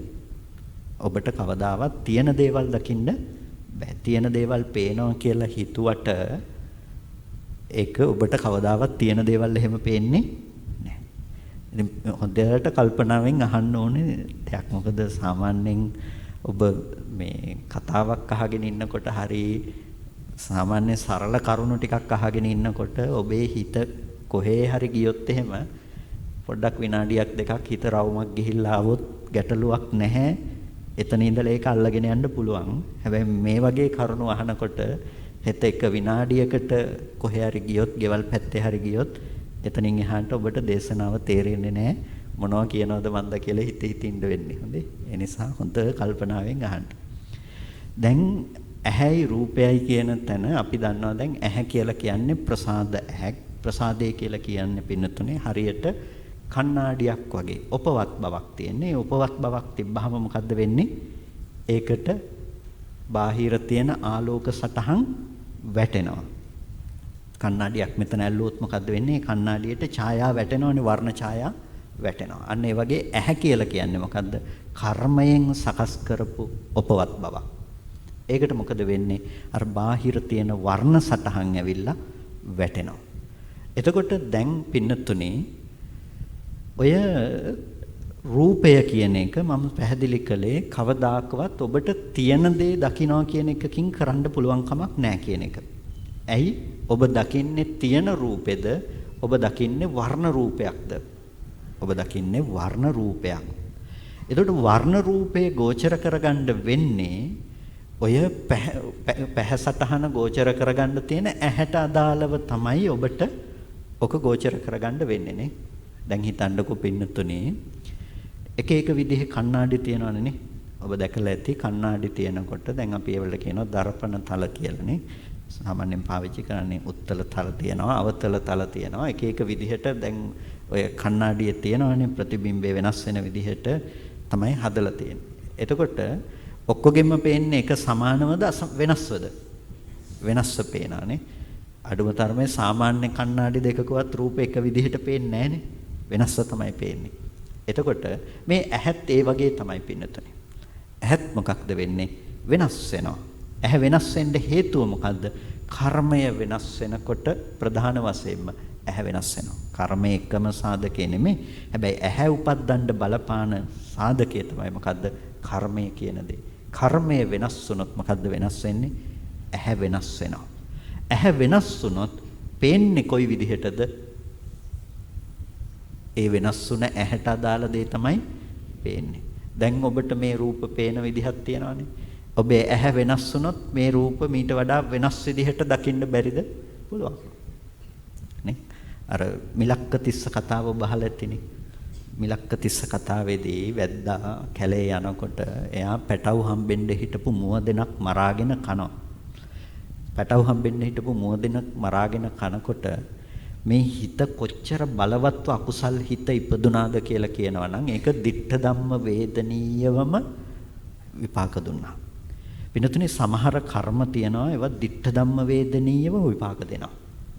ඒවා අපේ ජීවිතේ අපිට නම් එහෙම වෙන්නේ නැහැ කියලා නෑ. ඔබටත් විපාක දෙනවා. ප්‍රශ්නේ තියෙන්නේ ditta ධම්ම වේදනීයව විපාක දෙන අවස්ථාව වෙනකොට හිතක් බලවත්ව යෙදෙන එක අඩුයි. ඒකයි ප්‍රශ්නේ තියෙන්නේ. ඔබ බලවත් කරන අවස්ථා තියෙනවා. ඒ කියන්නේ දැන් ඒක අභිධර්මයේ පිළිබඳව කියවීමක් ඇති අය ඉන්නවා නම් පොඩ්ඩක් ඒක තේරුම් ගන්න පුළුවන්. සාමාන්‍යයෙන් අපි කියන්නේ සිත් උපදින්නේ ජවන් සිත් හැටියට කියලානේ නේ. ජවන් සිත් හැටියට උපදිනකොට ඔය පළවෙනි ජවන සිත, ඒ කියන්නේ එකපාර ජවන් සිත් කීයක් උපදිනවද? 7ක් උපදිනානේ. ඔය ජවන 7 පළවෙනි ජවන සිත ditta ධම්ම වේදනීයව විපාක ගෙනල්ලා දෙනවා. කුසල වේවා අකුසල වේවා පළවෙනි ජවනය ditta ධම්ම වේදනීයව විපාක ගෙනත් දෙන සිතක්. හැබැයි ප්‍රශ්නේ තියෙන්නේ ඔය පළවෙනි ජවනය ශක්තිමත් නෑ. ඒ ජවන සිත දුර්වලයි. ඒ නිසා තමයි සමහර වෙලාවට පින්නතුනේ ඔබේ ජීවිතේට සමහර කරදර එනකොට කියන්නේ ගිහිල්ලා බෝධි පූජාවක් තියන්න දවස් 7ක් විතර බෝධි පූජා තියන්න කියලා කියනවනේ. ඒ කියන්නේ පින්නතුනේ වෙන දෙයක් නිසා නෙමෙයි. ඔබ ගිහිල්ලා බෝධි පූජාවක් හරි එක දිගට එකම විදිහේ කුසලයක් නැවත කරනකොට මොකද්ද වෙන්නේ? අර පළවෙනි ජවනසිත බලවත් වෙන්න තියෙන ඉඩකඩ වැඩි. ඇයි? උපනිශ්‍රයාදී ප්‍රත්‍ය තියෙනවා. ඒ කියන්නේ හිත උපදින්නේ ප්‍රත්‍ය නිසානේ. ඒ ප්‍රත්‍ය බලවත් වෙනකොට අර පළවෙනි ජවනේ බලවත් වෙනවා. එතකොට ඔබේ ditta ධම්ම වේදනීය විපාක දෙන කුසල කර්මය ශක්තිමත් වෙනවා. අකුසල කර්මයක් නිසා නම් ඔබට අර දුක ඇවිල්ලා තියෙන්නේ. එතකොට මොකද්ද වෙන්නේ? අර අකුසල කර්මය යටපත් වෙනවා. කුසල විපාකෙ එන්න පටන් ගන්නවා. ඒකින්ද තමයි ඒක එහෙම කියන්නේ. ඒක තමයි ඒකේ අභිධර්මානුකූල පසුබිම බවටපත් වෙන්නේ. ඒකට කෙසේ වෙතත් දැන් ඔතනදි වෙන්නේ මොකක්ද? අර පළවෙනි ජවනේ බලවත් වෙන බලවත් අකුසල සිතක් ඉපදුනොත් ditta ධම්ම වේදිනීව කර්මය වෙනස් වෙන්න පුළුවන්කම තියෙනවා. අර සිත කොච්චර බලවත් වුණාද කියනවා නම් මිලක්කතිස්ස කතාවේදී ඒ වැද්දට ජීවත් වෙනකොටම එයාගේ ප්‍රසාද රූප වෙනස් වුණා. දැන් එයාට වතුර පේන්නේ අධික පිපාසයක් දැනෙන්න ගත්තා. පිපාසය දැනෙන්න ගත්තාම දැන් ගිහිල්ලා වතුර හොයනවා වතුර පේන්නේ නැහැ. ඉතින් වෙනද වතුර තියෙන තැන්වලට ගියා කොහෙවත් වතුර නැහැ. ගිහිල්ලා පන්සලට ගිහිල්ලා බැලුවා පන්සලේ කලවල බැලුවා ඒත් වතුර ඇත්තේ නැහැ. ලේසිම දේ හාමුදුරන්ට බනින්න පටන් ගත්තා. කැලේට වෙලා හිටියට වතුර ටිකක්වත් පුරවලා තියන්නේ නැහැ කියලා බනින්න ගත්තාම රහතන් වහන්සේ නමක් කැලේ හිටියේ. උන්වහන්සේ ඇවිල්ලා බැලුවා. දැක්ක කලවල වතුර පිරීලා තියෙනවා. ඊට පස්සේ උන්වහන්සේ තේරුම් ගත්තා මොකක් හරි කර්මපාකයක් කියලා. අහලා පස්සේ ප්‍රතිකර්මයක් කරනවා. කෙසේ වෙතත් පින්නතුනේ මට කියන්න අවශ්‍ය වුණේ කතාව නෙමෙයි. මට කියන්න අවශ්‍ය වුණ දේ තමයි විපාක වෙනස් වුණොත්, ඒ කියන්නේ කර්මජ රූප වෙනස් වුණොත් ඔබට පේන දේ වෙනස් වෙන්න පුළුවන්. කෙනෙක් ජීවමාන ප්‍රේතෙක් බවට පත් කරන්න පුළුවන් ඕනේ නම් ඔය ඇහැ වෙනස් වුණොත්, කන වෙනස් වුණොත්, නාසය දිව කය වෙනස් වුණොත් ඒක තමයි ස්වභාවය. ඒක මට කියන්න ඕන උනේ පින්නතුනේ ඇහැ කියන්නේ කර්මජ ප්‍රසාද රූපයක්. එතකොට ඒක දැන් වීදුරුව නම් කර්මජ නෙමෙයිනේ. ඒ නිසා ඔකට කොච්චර ප්‍රතිබිම්බ වැටුණත් ඒකට දැනගන්න පුළුවන් කමක් නැත්තේ නෑ. කර්මජ ප්‍රසාද රූපයේ තියෙන විශේෂත්වය තමයි පින්නතුනේ ඒකට වැටෙන ඡායා දැනගන්න එතන ඇහැ සිතක් උපදිනවා. එතකොට මොකද්ද වෙන්නේ? ඒ ඇහැට පැමිණි වර්ණ රූපේ පිළිබඳව එයාට දැනගන්න පුළුවන්කම තියෙනවා. දැන් මට කියන්නකෝ දැනගන්නේ ඇත්තටම එළියේ තියෙන රූපය ඒ විදිහටම දැනගන්නවද නැත්නම් ඇහි හැකියාවට අනුවද දැනගන්න පුළුවන්කම තියෙන්නේ? ඇහි හැකියාවට අනුව විතරයි දැනගන්න පුළුවන්කම තියෙන්නේ. නේ? දැනගන්න බෑ එළියේ තියෙන එකම දැනගන්න බෑ. ඇහි හැකියාවට අනුව දැනගෙන තියනවා මේ තමයි රූපේ කියලා. දැන් එහෙනම් මේ ඔබ රූප පේනවා කියලා හිතුවට ඔබ ඇත්තටම දකින්නේ තියෙන රූප ගැන කතාවක් නෙමෙයි, ඇහැ ඔබට පෙන්නන දෙයක කතාවක්. එතකොට ඒකේදී රූපය කියන එක ඔබට කරලා තියෙන දේ තමයි ඇහැ සතර මහා ධාතුවේ උපවත් බව හදලා තියෙනවා. රූපය උපවත් බවට ගෝචර වෙන්න පුළුවන්කම හදලා තියෙනවා. ඔන්න ඔය දෙක තමයි එතනදී සිද්ධ වෙලා තියෙන්නේ. හිත මොකද්ද වෙලා තියෙන්නේ? හිත ඔය රූපය ඇසුරු කරගෙන සිත උපදිනකොට අර ඇහැට ආපු වර්ණය පිළිබඳව දැනගන්න පුළුවන්. දැන් මට කියන්නකෝ ඔබ දැනගත්තේ දරුවද? ඔබ දැනගත්තේ අම්මද තාත්තද? නෑ ඒ මොකක්වත් නෙමෙයි. දැනගත්තේ මොකද්ද? ඇහැට ආපු වර්ණය ගැන තමයි ඔබ දැනගත්තේ. වර්ණය සහ හැඩය තමයි ඔබට දැනගන්න පුළුවන්කම තිබුණේ. එතකොට ඔබ වින්දේ ඒක, ඔබ හඳුනගත්තේ ඒක, ඔබ දැනගත්තෙත් මොකද්ද? ඒ විඳපු හඳුනපු දේම තමයි හිතලා දැනගත්තේ. ඕකට කියන්නේ පින්නතුනේ ඔබ දරුවව වින්දා කියලා. ඔබට පෙනුණා. ඔබට කවදාකවත් දරුවව පෙනිලා නැහැ. මේ කියන එක හොඳට හිතට ගන්න. තේරෙන්නේ නැති කෙනෙක් හිටියොත් එහෙම ආපහු සැරයක් ගෙදෙට්ට ගිහිල්ලා හරි මේක හරි මේ මොනවා හරි 아무තු කතාවක් නේ දැන් කිව්වේ නේ. මේ මෙච්චර පේනවා හැමදම උදේ හවස දරුවා පේනවා. එහෙම තියනකොට දරුවා පේන්නේ නැහැ කිව්වේ ඇයි කියලා. මම දන්නවනේ ඔබට පේනවා කියන්නේ නේ. ඉතින් එහෙම පේනවා කියලා දැනගෙනත් ඇයි හාමුදුරු මේ පේන්නේ නැහැ කියලා කිව්වේ. පොඩ්ඩක් හිතන්න ගිහිල්ලා හරි නේ. වර්ණ රූපය අපේ ඇස් දෙකට පේනවා. වර්ණය හැඩ සටහන් විදිහට අපිට ගොඩාක් ඇස් දෙකට හැඩ වෙනස්කම් දකින්න පුළුවන්කම තියෙනවා. ඕක තමයි පේන භවයේ තිබුණු ඇත්ත. ඊට පස්සේ පසු අවස්ථාවකදී තමයි අපි මොකද්ද කරන්නේ? අර පෙනුණු දෙයට අදාළව අපි හිතින් හිතනවා මොකක්ද පෙනුනේ කියන එක පිළිබඳව කල්පනා කරලා අරමුණු කරනවා. අපි හිතින් දැනගන්නවා කලින් හිටපු දරුවා කියන එක අපි හිතනවා පෙනුනේ දරුවා කියලා. පෙනෙන දේ වෙනම ඉපදුණු දෙයක්. පෙනෙන දේ සිදුවීම ඇතුලේ තිබුණු ස්කන්ධ ටිකේ එකක්වත් දරුවා වෙච්ච එකක් පෙන්වන්න බෑ. එහෙම බැරි තැනක ඔබ විඳිනවා දරුවා කියලා එකක්. ඔබ විඳින්නේ කොහෙන්ද? හිතින්ම අරමුණු කරගෙන කලින් ඇසුරු කරගත්ත දරුවා කියන එක ඔබ දැනගන්නවා. මට කියන්න ඔබ දරුවා දැක්කද දරුවා දැනගත්තද කියලා. දරුවා දැනගත්තා. එතකොට ඔබ මනසින් උපද්දගෙන දැනගත්ත දෙයක් මිසක දරුවා කියලා කියන්නේ ඇස් දෙකෙන් දැකපු දෙයක් එහෙම නෙමෙයි. එහෙනම් පේන දෙයට අදාළ නෑ දරුවා කියන එක. එහෙනම් දැනගත්ත දේ එක කොටසක්වත් දරුවා වෙනවද? උනාද? නෑනේ දැන් මෙනෙහි කරපු දෙයක් දැන් ඔබ දැනගත්තානේ. එතකොට ඒ දැනගත් එකේ එතන තිබුණ කිසිම දෙයක් දරුවා වෙච්ච එකක් තිබුණ නෑනේ. එතකොට මොකක්ද මේ සිද්ධ වෙන්නේ? පින්නතුනේ අපි දරුවා නොවුණු ස්කන්ධ ටිකක් තියෙන තැනක දැන් දරුවා කියන එක හදාගෙන විඳිනවා. දැන් මෙතන ප්‍රශ්නයක් තියෙනවානේ. විඳින්නේ මොකක්ද අපි? ඇත්තටම නැති දෙයක් අපි විඳිනවා. ඇත්තටම නැති දෙයක් අපි විඳිනවා. ඒක ධර්මයන් අතර එහෙම පෙන්වන්න බෑ. ධර්ම අතර කියලා කිව්වේ ඇත්තටම विद्यमान වන දේවල් අතර අපිට එහෙම දරුවා වෙච්ච එකක් පෙන්වන්න බෑ. එහෙම තියෙන තැනක අපි දරුවා ඉන්නවා කියලා හිතාගත් එකක් දැන් විඳිනවා. දැන් මෙන්න මේක තමයි පින්නතුනේ මම කිව්වේ. ඔබ දුක ගේන බෝම්බයක් අතේ තියන් ඉන්නවා. ඒක කොයි වෙලාවෙ පත්තු වේද දන්නේ නැහැ කියලා. ඇයි? ඔබ ආදරය කරන්නේ, ඔබ බැඳෙන්නේ මොකටද? පේන දෙයට නෙමෙයි ඔබ බැඳුනේ. දැනගත්ත දෙයටත් නෙමෙයි ඔබ බැඳුනේ. ඔබ බැඳුනේ මොකටද? දරුවට. ඔබ බැඳුනේ මෙච්චර කල් ඉන්නවා කියලා හදාගත්ත දරුවට ඔබ බැඳුනේ. ඒ දරුවා කියලා මෙච්චර කල් ඉන්න දරුවා රූපේ පැත්තේ පේන නිසායි ඔබ රූපෙට බැඳිලා තියෙන්නේ. ඔබ ඒ දරුවා කියලා ඔබ හිතින් අරමුණු කළා විඳින දේ ඔබ හිතනවා ඒක රූපේ කියලා. ඒ නිසා ඔබ රූපේ පැත්තේ දරුවා ඉන්නවා කියලා ඔබ විඳිනවා. පිනතුනේ ස්කන්ධ ටික උපදිනකොට පේන බව උපදිනකොට දරුවා කියන එක වෙනද වගේම ඇති වෙනකම් ප්‍රශ්නයක් නැහැ. අලුත්ම බෝඩ් එකක් තියෙන්නේ පේනකොට ඔබ කලින් තිබුණ එකමයි තියෙන්නේ කියලා හැමදම හිතේ තින්නවා මේක ප්‍රශ්නයක් නැහැ. දැන් අලුතෙන්ම උපදින එක යම් වෙලාවක ඔබට අලුතෙන්ම නම් උපදින්නේ යම් වෙලාවක ඔබට ආවොත් කලින් තිබ්බ එක නෙමෙයි මේ කියලා මොකක් වෙයිද? එන්න බෑද?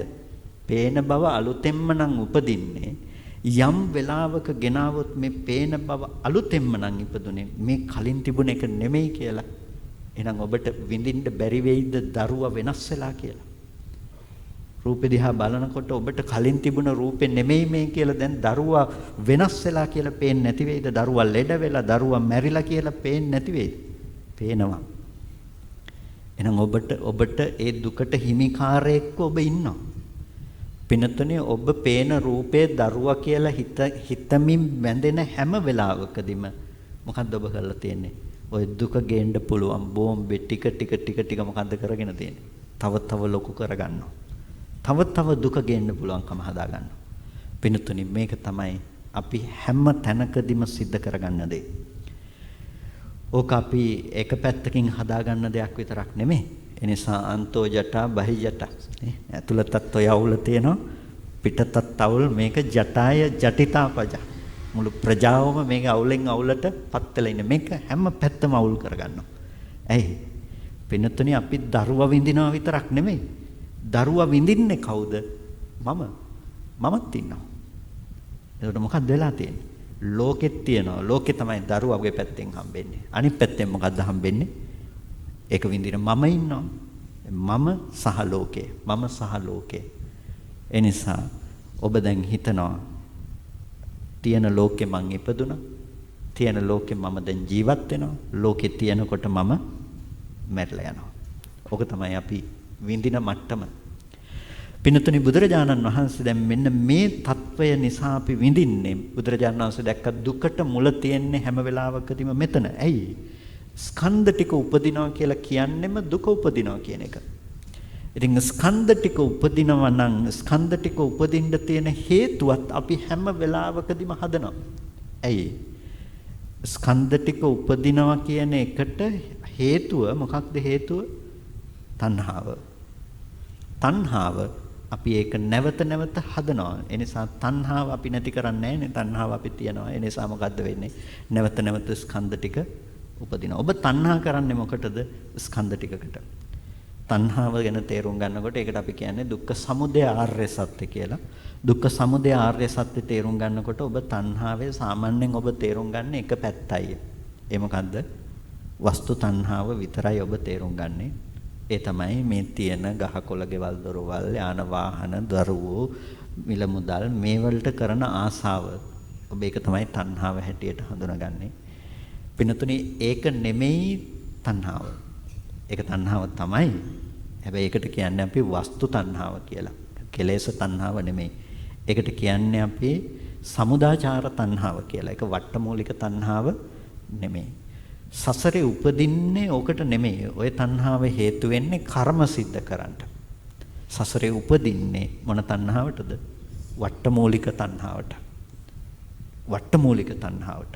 වට්ටමූලික තණ්හාව කියලා කියන්නේ සසර වර්තනයේට පැවැත්මට මුල් වෙන තණ්හාව. ඒක තමයි පින්නතුනේ ස්කන්ධ ටිකට තියෙන තණ්හාව. ඒ ස්කන්ධ ටිකකට ඔබ තණ්හා කරනවා. ඒ තණ්හාව කොතනද දෙන්නේ? පංච උපාදානස්කන්ධයට. ඕනම පංච උපාදානස්කන්ධයකට ඔබ තණ්හා කරනවා.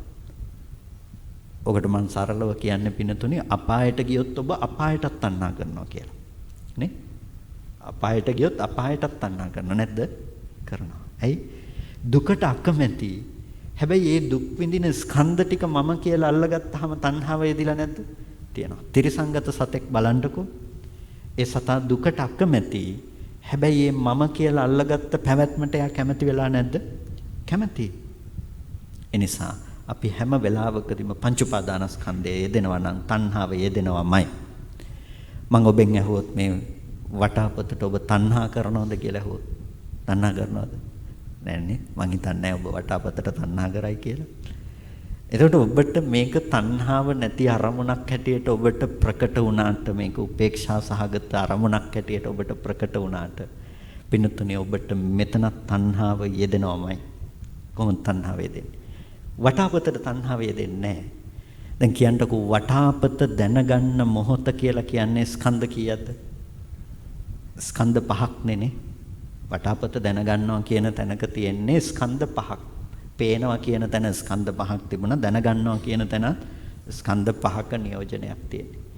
එතකොට ඔය කිසිම තැනක හිටියද මම කියලා වෙනම ස්කන්ධයක්? නෑ නේ. මං ඇහුවොත් කාටද වටාපත පේන්නේ කියලා ඇහුවොත් කාටද පේන්නේ? මට තමයි පේන්නේ. වටාපත තියනවා නම් වටාපත විඳින්නේ කවුද? මම තමයි. එහෙනම් ඒ වටාපත කියලා දැනුම හදන ස්කන්ධ ටික පිළිබඳව ඔබ ඒක වටාපත කියලා එක පැත්තකින් ඇසුරු කරනකොට අනිත් පැත්තෙන් ඇසුරු කරනවා මොකක් කියලාද? මම ඉන්නවා කියලා ඇසුරු කරනවා. ඔබ වටාපතට කැමති නැති වෙන්න පුළුවන්. හැබැයි ඔබ මම කියලා අල්ලගත්ත ස්කන්ධ ටිකට ඒකට කැමති. ඔකට මම කියන්නේ පින්නතුනේ ඔබ ලෝකේ ඉන්න අකමැතිම මිනිස්සයා සිහි කරගත්තොත් මේ වෙලාවේ. ඔබ අකමැතිම මිනිස්සයාට කැමති වෙන්නේ නැහැ නේ. හැබැයි ඔබ අකමැතිම මිනිස්සයා සිහි කරගන්නවා කියන ස්කන්ධ ටිකට ඔබ තණ්හා කරනවා. අනිත් පැත්තෙන් බැලුවොත් ඔබ කැමති වෙලා තියෙන්නේ මොකටද? අකමැතිම මිනිස්සයාට තමයි. ඉතින් ඒ ස්කන්ධ ටිකටනේ ඔබ කැමති වෙලා තියෙන්නේ. ඉතින් කැමති වුණාම ඒ කැමැත්තට විපාක ලැබෙන්නේ නැති වෙයි කියලා හිතනවද? ලැබෙනවා. හිතන්නකෝ අකමැතිම මිනිස්සයා ඔබ සිහි කරගන්නවා. ඔබ හිතනවා බනින්න ඕනේ මේ මිනිස්සයාට කියලානේ. අකමැතිම මිනිස්සයාට බනින්න කැමතියි දැන්. හොඳේ? දැන් හිතන්නකෝ අකමැතිම මිනිස්සයාට බනින්න කැමතියි. දැන් ඔය තරහ උපද්දගත්තේ මොකක් ගැනද?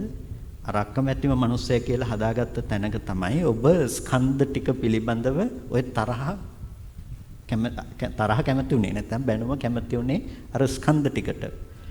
ඕක තමන් කරගන්න පැත්තෙන් බැලුවොත් එහෙම ඔබ බැනුම කැමති වෙලා තියෙන්නේ කාටද? අකමැතිම මිනිස්සයාට කියලා පේන්නේ එළිය පැත්තෙන් බලනකොටනේ. අනිත් පැත්තෙන් බැලුවහම කාටද? තමන්ටම තමයි බැනුම කැමති වෙලා තියෙන්නේ. එහෙනම් නිකන් හිතන්නකෝ දැන් එහෙම වෙනවට කියනවා නෙමෙයි. ඒක ඊට වඩා වෙනම සංකීර්ණ සිද්ධියක් තියෙන්නේ. ඔබට තේරුම් ගන්න මම මේ කියන්නේ. මරණාසන්න මොහොතේදී ඔබට සිහි වෙනවා අකමැතිම මිනිස්සයාට ඔබ බැන්න කියන එක ඔබට සිහි වෙනවා. හරි? අකමැතිම මිනිස්සයාට බැන්න කියන එක ඔබට සිහි වෙනවා. දැන් අකමැතිම මිනිස්සයාට කැමති වෙන්නේ නැහැනේ ඔබ කවදාවත් නේ. අකමැති තමයි. හැබැයි ඔබ තණ්හා කරන්නේ අකමැතිම මිනිස්සයා කියලා පේනකොට නෙමෙයි. ඒ ස්කන්ධ ටික මම කියලා ඇසුරු වෙන තැනින් ඔබට තණ්හාව යෙදෙනවමයි මේ පැත්තෙන්. එතකොට මොකද්ද වෙන්නේ? ඒ කැමැත්තට විපාකය. ඔබට හම්බෙනව මොන විදිහේ විපාකයක්ද? බැනුම් අහන්න පුළුවන් ඒකට කැමති වුණ ස්කන්ධ ටිකක් ඔබට ලැබෙනවා. දැන් මොකද්ද වෙන්න පුළුවන්? ඔබටත් බැනුම් අහන්න පුළුවන් සමාජයෙන් නිතරම බැනුම් අහන්න පුළුවන්. ඒ බඳු ස්කන්ධ ටිකක හිමිකාරයෙක් බවට ඔබ පත් වෙලා තියෙනවා. ඇයි? ඒ කියන්නේ ස්කන්ධ ටිකක හිමිකාරයෙක් කියලා කිව්වේ ස්කන්ධ ඒ බඳු ස්කන්ධ ටිකක පැවැත්මක් සකස් කරලා තියෙනවා. ඇයි? ඒකට හේතු හැදුවා ඔබ. ඒක නිසා තමයි පින්නතුනේ සත්තු මැරුවොත් අල්පායුෂ්ක වෙනවා කියලා කියන්නේ නේ. ඒකේ විපාක හැටියට අවශේෂ විපාක හැටියට පෙන්වන්නේ මොකද්ද? අල්පායුෂ්ක වෙන. ඇයි? ඔබ අකමැති මధుරව ජීවත් වෙනවට. හැබැයි මధుරව කියන්නේ වෙන මොකක්වත් නෙමෙයි. මధుරව කියන්නේ මොකද්ද? පංච උපාදානස්කන්ධයක් තමන් කරගත් එකම. එහෙනම් ඔබ අකමැත්ත ඇති කරගෙන තියෙන්නේ මොකටද? ඒ පංච උපාදානස්කන්ධය ගැන. ඒකම මම නම් ඔබ අකමැති වෙලා තියෙන්නේ මොකටද? තමන්ගේ පැවැත්මට. ඉතින් විපාකේ මොකක් වෙන්න ඕනේද? තමන්ට පැවැත්මක් නැති වෙන එක. පැවැත්මක් නැති වෙනවා කියලා කියන්නේ ඒ ස්කන්ධ පරම්පරාව නැවත පවතින්නේ නැහැ. ඒක සිදෙනවා ඉක්මනට. කර්මය ඉවරයි. එතකොට මොකද්ද වෙන්නේ? මැරෙන්න වෙනවා. ඕක තමයි ස්වභාවය. ඉතින් අමතර දෙයක්. නමුත් පින්නතුනේ සිද්ධ වෙන දේ තමයි තණ්හාවේ ස්වરૂපය වෙන්නේ. මොකද්ද? ස්කන්ධ ටිකට තණ්හා කරන එක. ඒ නිසා මොකද්ද වෙන්නේ? නැවත ඒ බඳු තණ්හා කරන විදිහේ ස්කන්ධ ටිකක් උපදිනවා. කුසල සහගත ස්කන්ධ ටිකකට නම් ඔබ තණ්හා කළේ කුසල සහගත විපාකයක් ඔබට ලැබෙනවා. අකුසල සහගත ස්කන්ධ ටික නම් ඔබ තණ්හා කළේ අකුසල සහගත විපාකයක් ඔබට ලැබෙනවා. ඒ ස්කන්ධ ටිකම මුහු කුරා යන්නේ ඒ ඔබ කැමති වුණ මට්ටමට තමයි. එතකොට පින්නතුනේ මෙන්න මේ තණ්හාව නිසා මොකද්ද වෙන්නේ? නැවත උපාදානස්කන්ධ ටිකක් ආයෙ උපදවන්න පුළුවන් බව ඇති කරලා දෙනවා. දැන් ආපහු මොකද්ද වෙන්නේ? ඇහැ හදලා, කන හදලා, නාසය, දිව, කය හදලා ආපහු දැන් ඔය પરම්පරාව පහල කරන්න පුළුවන්කම හදලා දීලා තියෙනවා. අන්න ඔය පැවැත්මට තමයි පින්නතුනේ අපි කියන්නේ අපේ ජීවිතය කියලා. ඔය පැවැත්මට අපේ ජීවිතය කියලා කියනවා. මේ එක භවයක් කියලා කියන්නේ මොකද්ද? අර එක විපාක සම්තතියක් ඇතුලේ කියන්නේ එක කර්මයකට ලැබුණ විපාකයක්. ඒහා සමාන සිත් පරම්පරාවක් උපදමින් නැවත නැවත ඇහැ හදනවා, කන හදනවා, නාසය හදනවා, දිව හදනවා, කය හදනවා. මේක හදනවා කියලා කියන්නේ මොකද්ද මේ? ආය හදනවා කියලා කියන්නේ පින්නතුනේ ඔය ඇහැට රූප දෙකක් බලන්න බෑ. එක ඇහැකට රූප දෙකක් බලන්න බෑ. එක ඇහැකට පුළුවන් රූප කීයක් බලන්නද? එකයි බලන්න පුළුවන්. ආපහු ඇහැ අලුතෙන් උපදින්න ඕනේ. ඉතින් ඇහැ නැවත උපදින්නේ නැති වුණොත් එහෙම ඒක වෙන්නේ නෑ. ඇහැ උපදින්නේ ඇයි නැවත නැවත? ඇහැ උපදින්නේ පින්නතුනේ කර්මය නොසිඳී තියෙන නිසා. ඒක උපදින්නේ අර අපි ඔකට පාවිච්චි කරන ධර්මයේ වචනයක් භවාංග චිත්ත සන්තතිය කියලා. මොකද්ද මේ භවාංග චිත්ත සන්තතිය කියලා කියන්නේ? ඔබ විපාකයක් වශයෙන් ආවනේ ප්‍රතිසන්දි වශයෙන්නේ. ඔන්න කුසලෙට විපාකේ හම්බුණා. පළවෙනියටම මව් කුසේ පහළ වෙන තැනදී හිත ඉපදුණු හිතට කියනවා ප්‍රතිසන්දි හිත කියලා. ඒ හිත හටගෙන නිරුද්ධ වෙනවා. නිරුද්ධ වෙනකොටම මොකද්ද වෙන්නේ? නැවත ඒ වගේම තව සිතක් උපදිනවා. ඒ සිත නිරුද්ධ වෙනවා. ඒ නිරුද්ධ වෙන්නෙම තව ඒ වගේ සිතක් උපදිනවා. ඕකට කියනවා භවාංග සිත් පරම්පරාව කියලා. දැන් මේ භවාංග සිත පහළ වෙනවා කියලා කියන්නේ මොකද්ද පින්නතුනි? කර්මජ රූප උපදිනවා කියන එක. ඊට පස්සේ කර්මජ රූප උපදින එක පටන් ගන්න. කියන්නේ සිතින් උපදිනව නෙමෙයි. ඒ හිත තියෙන නිසා රූප උපදින්න පටන් ගන්නවා. කර්මජ රූප කියලා කිව්වේ මොනවද? මං කිව්වේ අර ඇහැ, කන, නාසය, දිව, කය කියන තැන්වල ප්‍රසාද රූප උපදින්න ටික ටික ඒවා පටන් ගන්නවා කියන එක සිද්ධ වෙනවා. එතකොට දැන් පින්නතුනේ දැන් මං කියවනේ දැන් සිත පළවෙනිම සිත ඉපදුනා ඒක නැති වෙනකොට දෙවෙනි හිත උපදිනවා කියලා. දැන් ওই පළවෙනි හිත නිරුද්ධ වෙලා දෙවෙනි හිත ඉපදුනාට දෙවෙනි හිතේ පළවෙනි හිත තරම්ම ශක්තියක් නැහැ. ඊට වඩා පොඩ්ඩක් අඩුයි.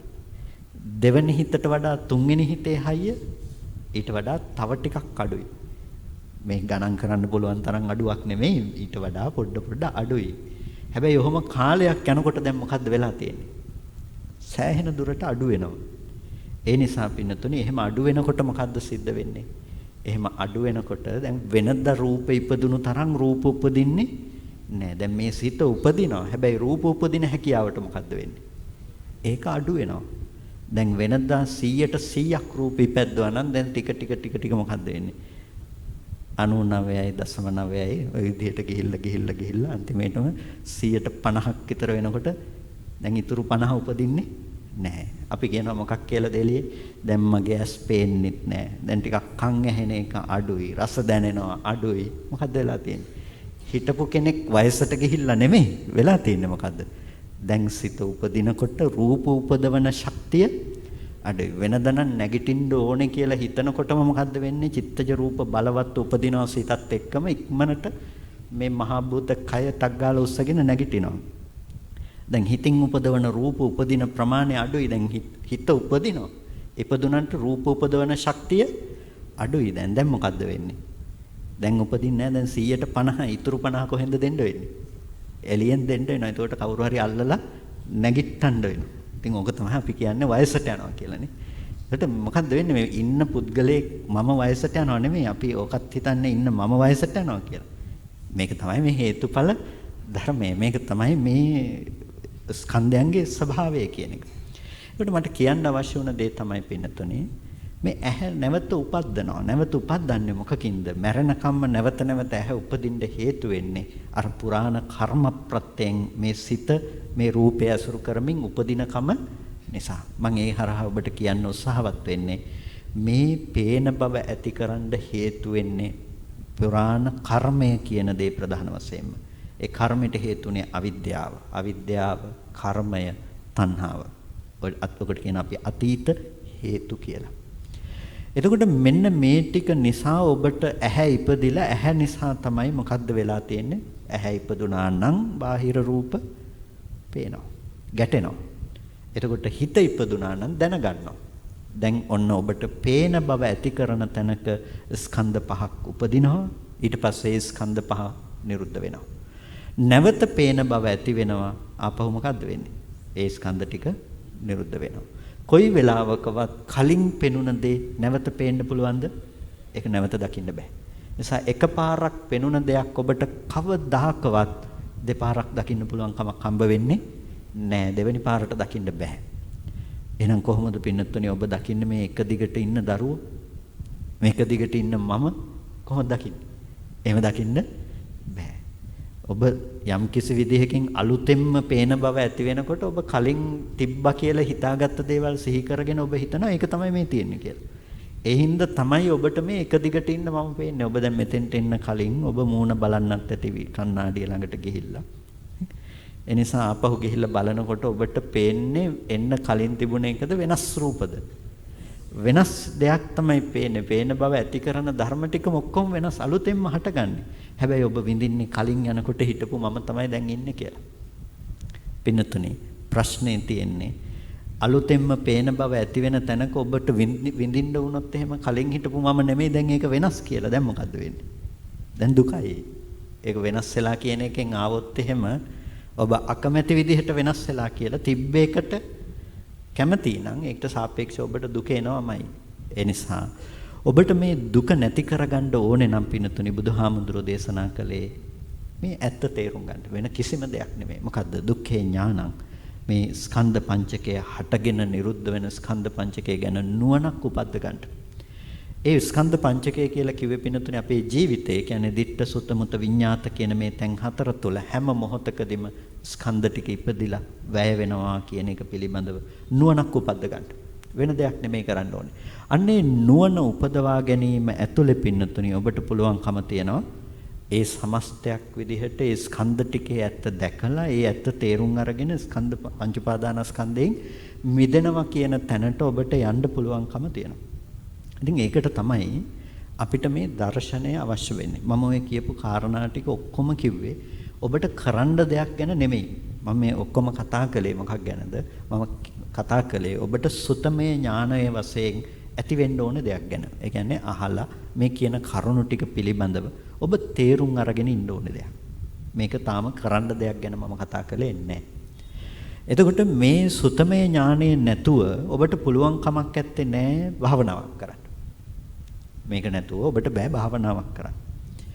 මේ දර්ශනය නැතුව බෑ ඔබට සිල් සමාදන් වෙන්න. ඒකෙන් මම කියන්නේ ඔබට සිල් සමාදන් වෙන්න බෑ කියන එකෙන් කියන්නේ මේ ගියොත් පන්සිල් සමාදන් වෙනවනේ නේ. ඒක බෑ කියන එක නෙමෙයි. සීලවා දස්සනේන සම්පන්නෝ කියලා අපි කතා කරන්නේ. දර්ශනයකින් යුක්තව සිල්වත් වෙනවා කියන එක. ඒකට අපිට දර්ශනයක් තියෙන්න ඕනේ සීලයට. ඒක නිසා තමයි ඔබට සීලේ බරක් තේරෙන්නේ නැත්තේ. දර්ශනයක් නැති වුනහම සීලේ බරක් නැහැ. ඉතින් අද පන්සිල් සමාදන් වෙනවා. අපහු ඊළඟ දවසේ පන්සලට ආවොත් පන්සිල් සමාදන් වෙන්න පුළුවන්. අපි සිල් සමාදන් වෙලයි හිටියේ කියලා ඔබට එදාට මතක් වෙනවා පහුනේ. ඒකට පින්නතුනේ එහෙම නෙමෙයි සීලේ බරක් තේරෙන්නේ දර්ශනයක් තිබුණොත්. මොකද්ද දර්ශනය? ඔබට ඒ දර්ශනය කොතෙන්ට යනවද? පාණාතිපාතා වේරමණී සික්ඛාපදං සමාදියාමි කියන එක සතුම් මැරීමෙන් වැළකීම කියන දේ ඔබ ඇති කරගන්නකොට ඒ දර්ශනයකින් යුක්තව යන ඔබට මරන්න සතෙක් හම්බෙන්නේ නැති තැනට ඔබේ නුවණ දියුණු වෙන්න ඕනේ. ඉතින් එළියේ සතෙක් ඉන්නවා නම් මරන්න හේතු නැද්ද? හේතුත් තියෙනවා. එළියේ සතෙක් ඉන්නවා නම් මරන්න හේතු නැද්ද? මරන්න හේතු තියෙනවා. එළියේ ඉන්න කෙනාව ඔබට ඉන්නවා තියනවා කියලා හම්බෙනවා නම් මරන්න හේතු තියෙන අනන්තරය අකුසල් කරන්න හේතු නැද්ද? පිනතුනි හේතු තියෙනවා. ඒ නිසා බුදුහාමුදුරන්ට ගල් පෙරලන්න පුළුවන් හේතු අපි ළඟ තියෙනවා. අම්මව මරන්න තාත්තව මරන්න වෙන හේතු අපි ළඟ තියෙනවා. ඒව නැති කරලා නැහැ. ඇයි රූපේ කෙනෙක් හැටියට අපිට පේනවා. ඉතින් අද ඒක తాවකාලිකව යටපත් වෙලා තියෙන හින්දා හොඳයි යෝක නැගිට්ටොත් මොකද වෙන්නේ? ව්‍යතික්‍රමණය වෙලා පරිඋත්ථාන ව්‍යතික්‍රමණය වුණොත් එහෙම අර මට්ටමට යන්න පුළුවන්. ඒ හේතු අපි ළඟ තියෙනවා. ඉතින් ඒක තේරුම් ගත්ත කෙනා මොකද්ද කරන්නේ? යා සීලය කියන දේ හැම වෙලාවකදීම යාට සිල් රකින්න තියෙනවා. මොකද්ද යාට රකින්න තියෙන සීලය?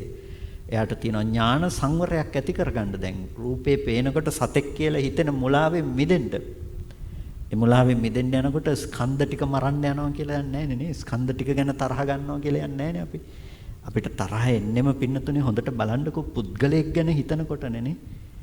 නිකන් ගැඹුරට යන්න ඕනේ නැහැ. නිකන් සාමාන්‍යයෙන් හිතලා බලන්නකෝ.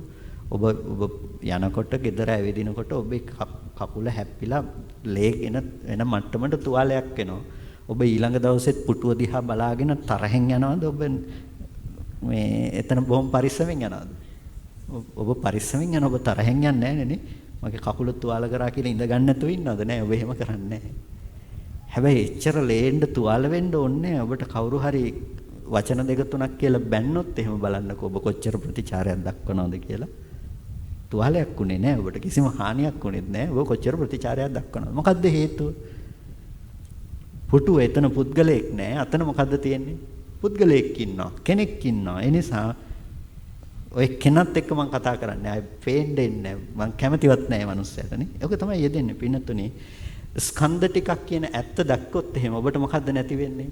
අර තරහ ඇති කරගන්න හේතුවක් ඔබට හම්බෙන්නේ නැහැ. ඉතින් හැම මොහොතකම හටගන්නේ අලුතෙන්ම ස්කන්ධ ටිකක් නම් ඔබ මොකක් ගැනද තරහක් ඇති කරගන්නේ? දෙයක් හම්බ වෙන්නේ නැහැ. එහෙනම් ඔබ කොහෙන්ද සතෙක් කියලා මරන්නේ? මරන්න හේතුව නැති වෙනවා. ඒ නිසා මේ දර්ශනය ඇතුලේ පින්නතුනේ සේතු ගහතෝ හේතුව නැති කරන තැනකට අපි යන්නේ. එතකොට ඔබේ සීලය අර්ථාන්විත වෙනවා. ඔබට හැම මොහොතකම සීලේ රකින්න දෙයක් තියෙනවා. ඇයි? හිතේ ඔය සත්පුද්ගල බව ගොඩනගෙනකම දුරු කරගන්න ඔබ මහන්සි ගන්න කෙනෙක්. භාවනාව හැම වෙලාවකදීම ඔබ කරන කෙනෙක්. ඇයි? ඔබට තියෙනවා ඔබේ හිතේ දර්ශනයේ තේරුම් ගන්න පුළුවන් තැනකට භාවිත කරන්න. සමහර විටක පින්නතුනේ මේ බණ දහම් අහන්න ගිහිල්ලත් මෙච්චර ශාසනයක් ඇසුරු කරන්න ලැබිලත් දර්ශනයක් නැති වුණොත් අන්තිම මොහොත වෙනකනොත් එයා භාවනාව හැටියට කරලා තියෙන පින්නතුනේ එක්ක කාමාවචර කුසලයක් කරගෙන තියෙනවා එක්ක රූපාවචර කුසල මට්ටමකින් අතර වෙලා තියෙනවා. මේක අබුද්ධෝත්පාද කාලෙකත් කරන්න පුළුවන්. අබුද්ධෝත්පාද කාලෙකත් අරූපාවචර කුසල් උපද්දන්නේ නැද්ද? උපද්දනවා. රූපාවචර කුසල් උපද්දන්නේ නැද්ද? උපදවනවා. කාමාවචර කුසලුත් කරනවා. පින්නතුනේ බුද්ධ ශාසනයේ දර්ශනයයි වැදගත් වෙන්නේ. ඒ සම්මා දිට්ඨිය ඒක නැත්තම් ඔබට සම්මා සමාධිය උපදින්නේ නැහැ. ඒ නිසා ඔබ ගිහිල්ලා කොච්චර දුරට ඔබ සමතයක් උපද්දගත්තත් මේ දර්ශනය නැත්තම් පංච පාදානස්කන්ධේ උදේවැය දකින්න පුළුවන් මට්ටම ඔබේ මනස තුල නැත්තම් ඔබ කරන භාවනාව ඔබට ගෙනල්ලා දීලා තියෙන එක කාමාවචර විපාකයක් එක රූපාවචර විපාකයක් ගෙනත් දෙන්න පුළුවන් කර්මයක් විතරයි. ඒ නිසා මේ කම්මක්ඛය තැනකට ඔබටපත් වෙන්න ඕනේ නම් නිවන් දකින්න ඕනේ නම් පින්නතුනේ අපි කරන්න ඕනේ මොකද්ද? මේ ලෝකෝත්තර දර්ශනය උපදවන්න අවශ්‍ය වෙන ඒ භාවනාව අපි උපකාරී කරගන්න ඕනේ. අපේ හිත වඩන්න ඕනේ දර්ශනයත් එක්ක. එතකොට අපි දන්නවා ඒක අරන් යන්න ඕනේ විදිහ. එතකොට ඔබ නිවැරදිව භාවනා කරනවා. ඒකයි මම කිව්වේ සුත්තමය ඥානය නැත්තම් අපි හරි අමාරුවක වැටෙනවා. ඒ නිසා සුත්තමය ඥානය තියෙන්න ඕනේ. පින්නතුනි ඔන්න ඔය කරුණු ටික පිළිබඳව ඔබේ අවධානය හොඳට යොමු කරන්න. ඔය කරුණු ටික තුල ඔබ දැන් දන්නවා. ඒ ටික හොඳට විශ්ලේෂණය කරගන්න පුළුවන් නම් ඔබ දන්නවා. දැන් මම කතා කරන්නේ ඔබට කරන්න දෙයක් පිළිබඳව. දැන් මෙච්චරලා කතා කරේ මම ඔබට කරන්න දේවල් නෙමෙයි දැනගන්න ඕනේ දෙයක් ගැන මම කතා කළේ. මෙන්න මෙහෙම එකක් තියෙනවා. ඒක කෙනෙකුට තේරෙන්න පුළුවන්, කෙනෙකුට නොතේරෙන්න පුළුවන්. නොතේරුණා අය මොකද්ද කරන්න ඕනේ? නැවත අහන්න ඕනේ. බණ ටිකක් අහන්න ඕනේ තව. ඒ ගැඹුරු කාරණා පිළිබඳව විමසන්න ඕනේ තව. එතකොට නැවත නැවත ඔබට තේරුම් ගන්න පුළුවන්කම තියෙනවා. වෙනතුනේ අතහරින්න එපා. ඒක තමයි වැදගත් දේ. මේක ගැඹුරු වැඩි මොනවා කිව්වද මන් දන්නේ. එහෙම හිතන්න එපා නේ. ඔබට කොහොම හරි තේරුම් ගන්නවා කියන වීරිය උපදව ගන්න. මේ ටිකම ඔබ ඊළඟ දවසේ ඇහුවොත් අද තේරුණාට වැඩි දෙයක් තේරුම් ගන්න පුළුවන්. ඒ නිසා අහන එක නතර කරන්න එපා. ඒක අහන්න. ඊට පස්සේ ඔබට දැන් කියන්නේ කරන්න දෙයක් පිළිබඳව. පළවෙනිම දේ වැඩි නෙමෙයි මම කතා කරන්නේ ප්‍රධාන වශයෙන්ම පියවරවල් දෙකයි ඔබට මම කතා කරන්නේ. මේක ප්‍රායෝගිකව ඔබට වෙන බව දනිමින් කරන්න පුළුවන් දෙයක් ගැන. එතකොට පළවෙනිම පියවර ඔබ ගෙදර ගියත් දැන් මේ මෙත කරන්න පුළුවන් දෙයක් ගැන. දැන් අපිට අපේ මනස තියෙන පිනතුනේ ස්වභාවයේ තේරුම් ගන්න අපි නානත්ව සංඥා ඇසුරු කරන අය. නානත්ව සංඥා කියන්නේ එකක විදිහේ සංඥා. අම්මා තාත්තා ගෙවල් දොරවල් යාන වාහන දරුවෝ මිල මුදල් වටිනකම් නොවටිනකම් ඕවා මැද්දේ තමයි අපේ ජීවිතේ ගෙවෙන්නේ නේ. එතකොට අපිට පේන්නේ නැහැ ඒක ඇත්තක්. මොකද්ද අපිට පේන්නේ නැත්තේ? ස්කන්ධ ටික කියන එක පේන්නේ නැහනේ. එහෙනම් පළවෙනිම පියවර තමයි ස්කන්ධ ටික ප්‍රකට කර ගැනීම. ඒ තමයි පළවෙනිම පියවර. ස්කන්ධ ටික ප්‍රකට කර ගන්නවා. ඒ කියන්නේ ප්‍රකට කරගන්න කියලා කිව්වේ මොකද්ද? ඔබට මේකට අවශ්‍යයි යෝනිසෝ මනසිකාරය. මෙනෙහි කිරීමක් අවශ්‍යයි. මෙනෙහි කිරීම කියලා කියන්නේ පින්නතුනේ ඒක ඥානයක් නෙමෙයි. යෝනිසෝ මනසිකාරය කියලා කියන්නේ ඔබ හිතනවා ඒක මෙනෙහි කිරීමක්. මනසිකරන ලක්ෂණයක් ඒකේ තියෙන්නේ. එක පැත්තකින් ඔබට හිතෙන්න පුළුවන් මේක බලෙන් හිතනවා කියලා. ඔබ බලෙන් හිතීමක් තමයි මේ කරන්නේ. කොහොමද ඔබ හිතන්නේ? ඔබ දවසකට අරමුණක් ගන්න අඩුම දවසකට අරමුණු 10ක 15කවත් බලන්න. නමුත් එක අරමුණක් හොඳට ගන්න. ඒ කියන්නේ උදාහරණයක් ඇටියට දරුවා ඉන්නවාමයි කියලා හිතෙන එකක් ගන්න. gedara තියනවාමයි කියලා දැනෙන අරමුණක් ගන්න. අරමුණ අරගෙන අරමුණක් ගන්න කියලා කිව්වේ ඔබට ඒ දැනෙන බව ඔබ හොඳින් මනසින් සිහි කරගන්න. සිහි කරගෙන ඒක හොඳට විශ්ලේෂණය කරගන්න. අපි දැන් ওই මෙච්චර වෙලා කතා කරන්නේ දෙයක් නේ. ඒක ඇතුළට දාලා ඒ අරමුණ දිහා බලන්න. පේනවා කියන සිදුවීම ඇතුලේ දරුවා හිටියද? දැනගන්නවා කියන එක ඇතුලේ දරුවා හිටියද? ඒක ඇතුළට ගිහිල්ලා විස්තර සහිතව පෙන්වලා දෙන්න. එහෙම පෙන්වලා දෙන්න පටන් ගන්නකොට හිතන්න පටන් ගන්නකොට ඔබට තව අරමුණු 100 ගාණක් කෝටි ගාණක් හිතට එයි. තව එක එක ඒවා මතක් වෙයි. එතකොට මොකද්ද කරන්න ඕනේ? කමක් නැහැ ආවට. ඒවා එහෙම්ම අතහැරලා දාන්න. ඒව ගැන බලන්න යන්න එපා. හිතන්න යන්නත් එපා. ඒක එහෙම්ම අතහැරලා දාලා අපි බලන්නේ මේ වෙලාවේ දරුවා කියන අරමුණනේ. ඒක ගැනම බලන්න. අනිත් ඒවා නොසලකා හරින්න. හිතට ආවනම් ඉක්මනට ඒවා පැත්තකට දැම්ම නෑ මම මේ වෙලාවේ මේක විශ්ලේෂණය කරලා ඉවර කරගන්නවා. ඒක ඔබට විනාඩි 10ක් ඇයිද 15ක් ඇයිද 20ක් ඇයිද ඒක බලන්න එපා. හොඳට ඒ අරමුණ ඔබට පේන්න ඕනේ. කොයි විදිහටද ඔබට පේන්න ඕනේ අරමුණ? ඔබට ඒ අරමුණ බලනකොට අවසාන පිළිතුර මොකක් වෙන්න ඕනේද? ඔබට පේන්න ඕනේ දරුවා නොවුණු ස්කන්ධ ටිකක් හැම මොහොතකදීම ඉපදිලා තියෙන්නේ කියන දැනුම ඔබට හිතට ප්‍රකට වෙලා තියෙන්න ඕනේ. ඒක තමයි ඔබේ මෙනෙහි කිරීමේ උත්තරේ. හැම වෙලාවකදීම පේන බව ඇති වෙන තැනක ස්කන්ධ ටිකක් ඉපදුනා, දැනගන්න බව ඇති වෙන තැනක ස්කන්ධ ටිකක් ඉපදුනා. එච්චරයි ඔබේ දැනුම නුවණක් ඇටියට ඔබ කරලා තියෙන වෙන 아무තු දෙයක් නෙමෙයි. දැන් මේ බණ අහනකොට සමහර තැන්වලදී ඔබට හිතුණා මේ ඇත්තනේ මේ ස්කන්ධ ටිකක් නේ කියලා ඔබට දැන් තේරුණා නම් අන්න ඒ උත්තරේම අර මෙනෙහි කිරීම ඇතුලේ නැවත නැවත මතු කර ගැනීමයි ඔබ කරලා තියෙන්නේ. අන්න ඕකට කියනවා පින්නතුනි මෙනෙහි කිරීම නැත්නම් මානසිකාරය යෝනිසෝ මානසිකාරය කියලා. යෝනිසෝ මානසිකාරය ඔහොම පවත්වනකොට තමයි පින්නතුනි ඔබට ඥානයක් උපදින්නේ. ඥානයක් කියලා කියන්නේ මොකද්ද? නුවණ. ඒකට කියන්නේ පින්නතුනි ඒක ඥාන චක්කු කියලා කියනවා. ඥාන චක්කු කියන්නේ ඇස් දෙකෙන් මොකද කරන්නේ? දර්ශනයක් රූප දකිනවා. ඥාන චක්ෂුසයෙන් මොකද්ද කරන්නේ? දකිනවා. දැකීමක් එතන උපදින්නේ. මොකද්ද? වෙනද දරුවා කියලා රැවටුණු අරමුණේ ඇත්ත தත්ත්වෙ පේනවා ස්කන්ධ ටිකක් කියලා දැන්. ඒකට කියනවා ඥානෙ, ඥාන චක්ෂුසේ. දැන් පින්නතුනේ ඔන්න ඕක තමයි පළවෙනිම දේ. ඒක ඔබ කරනකොට ඊළඟ මොහොතේ ඔබට ඇති වෙනවා නම් දැන් gedara තියනවා කියලා. දැන් දරුවා ගැන ඔබ බැලුවා. gedara තියනවා කියලා හිතෙනවා නම් දැන් මොකද්ද කරන්න ඕනේ? අර දරුවා කියලා බරපු අරමුණ ඔබට හොඳටම ස්කන්ධ ටිකක් කියලා පෙනුණා නම් ඒ ඇත්තම නෙමෙයිද gedara තියනවා කියලා හිතෙන තැන. ඒ ඇත්තම තමයි, ඊට වඩා පොඩ්ඩක්වත් වෙනස් නැහැ. ඒ ඇත්තම තමයි. ඒතකොට දැන් ඒක ගැන අමුතුවෙන් හිතින්න ඕනේ නෑ. අච්චර විස්තරාත්මකව හිතින්න ඕනේ නෑ. අර නුවණ තුලින් ඒක ප්‍රකට කරගන්න එතනත් ස්කන්ධ ටිකක් තිබුණේ කියලා. තව අරමුණක් කෙනකොට ඒක දිහත් දකින්න අර විදිහටම නුවණින් දකින්න. නුවණ කියලා කියන්නේ අන්න ඒ විදිහට අරමුණේ ඇතුළට විනිවිද ගිහිල්ලම දකින්න පුළුවන් බවක් තමයි නුවණ කියන්නේ. එතකොට පළවෙනිම පියවර ඔබට කොයි තැන දක්වා කරන්න ඕනේද? පළවෙනිම පියවර තමයි පින්නතුනේ අර උපදින නිමිතිවල ඔබට මෙනෙහි කිරීම කියන දේ ඉක්මවා ගිහිල්ලා මෙනෙහි කරන්නේ නැතුව නුවණින් වාසය කරන්න පුළුවන් කියලා හිතෙන තැනට ඔබ යන්න ඕනේ. හිතින්න ඕනේ නැහැ. හිතින්නේ නැතුව ඔබට දැන් තියනවා කියලා හිතෙන අරමුණක් හම්බුන ගමන්ම මොකද කරන්න පුළුවන්? ඒ පැත්තට හිත මෙහෙවනකොටම ඇත්ත පේනවා.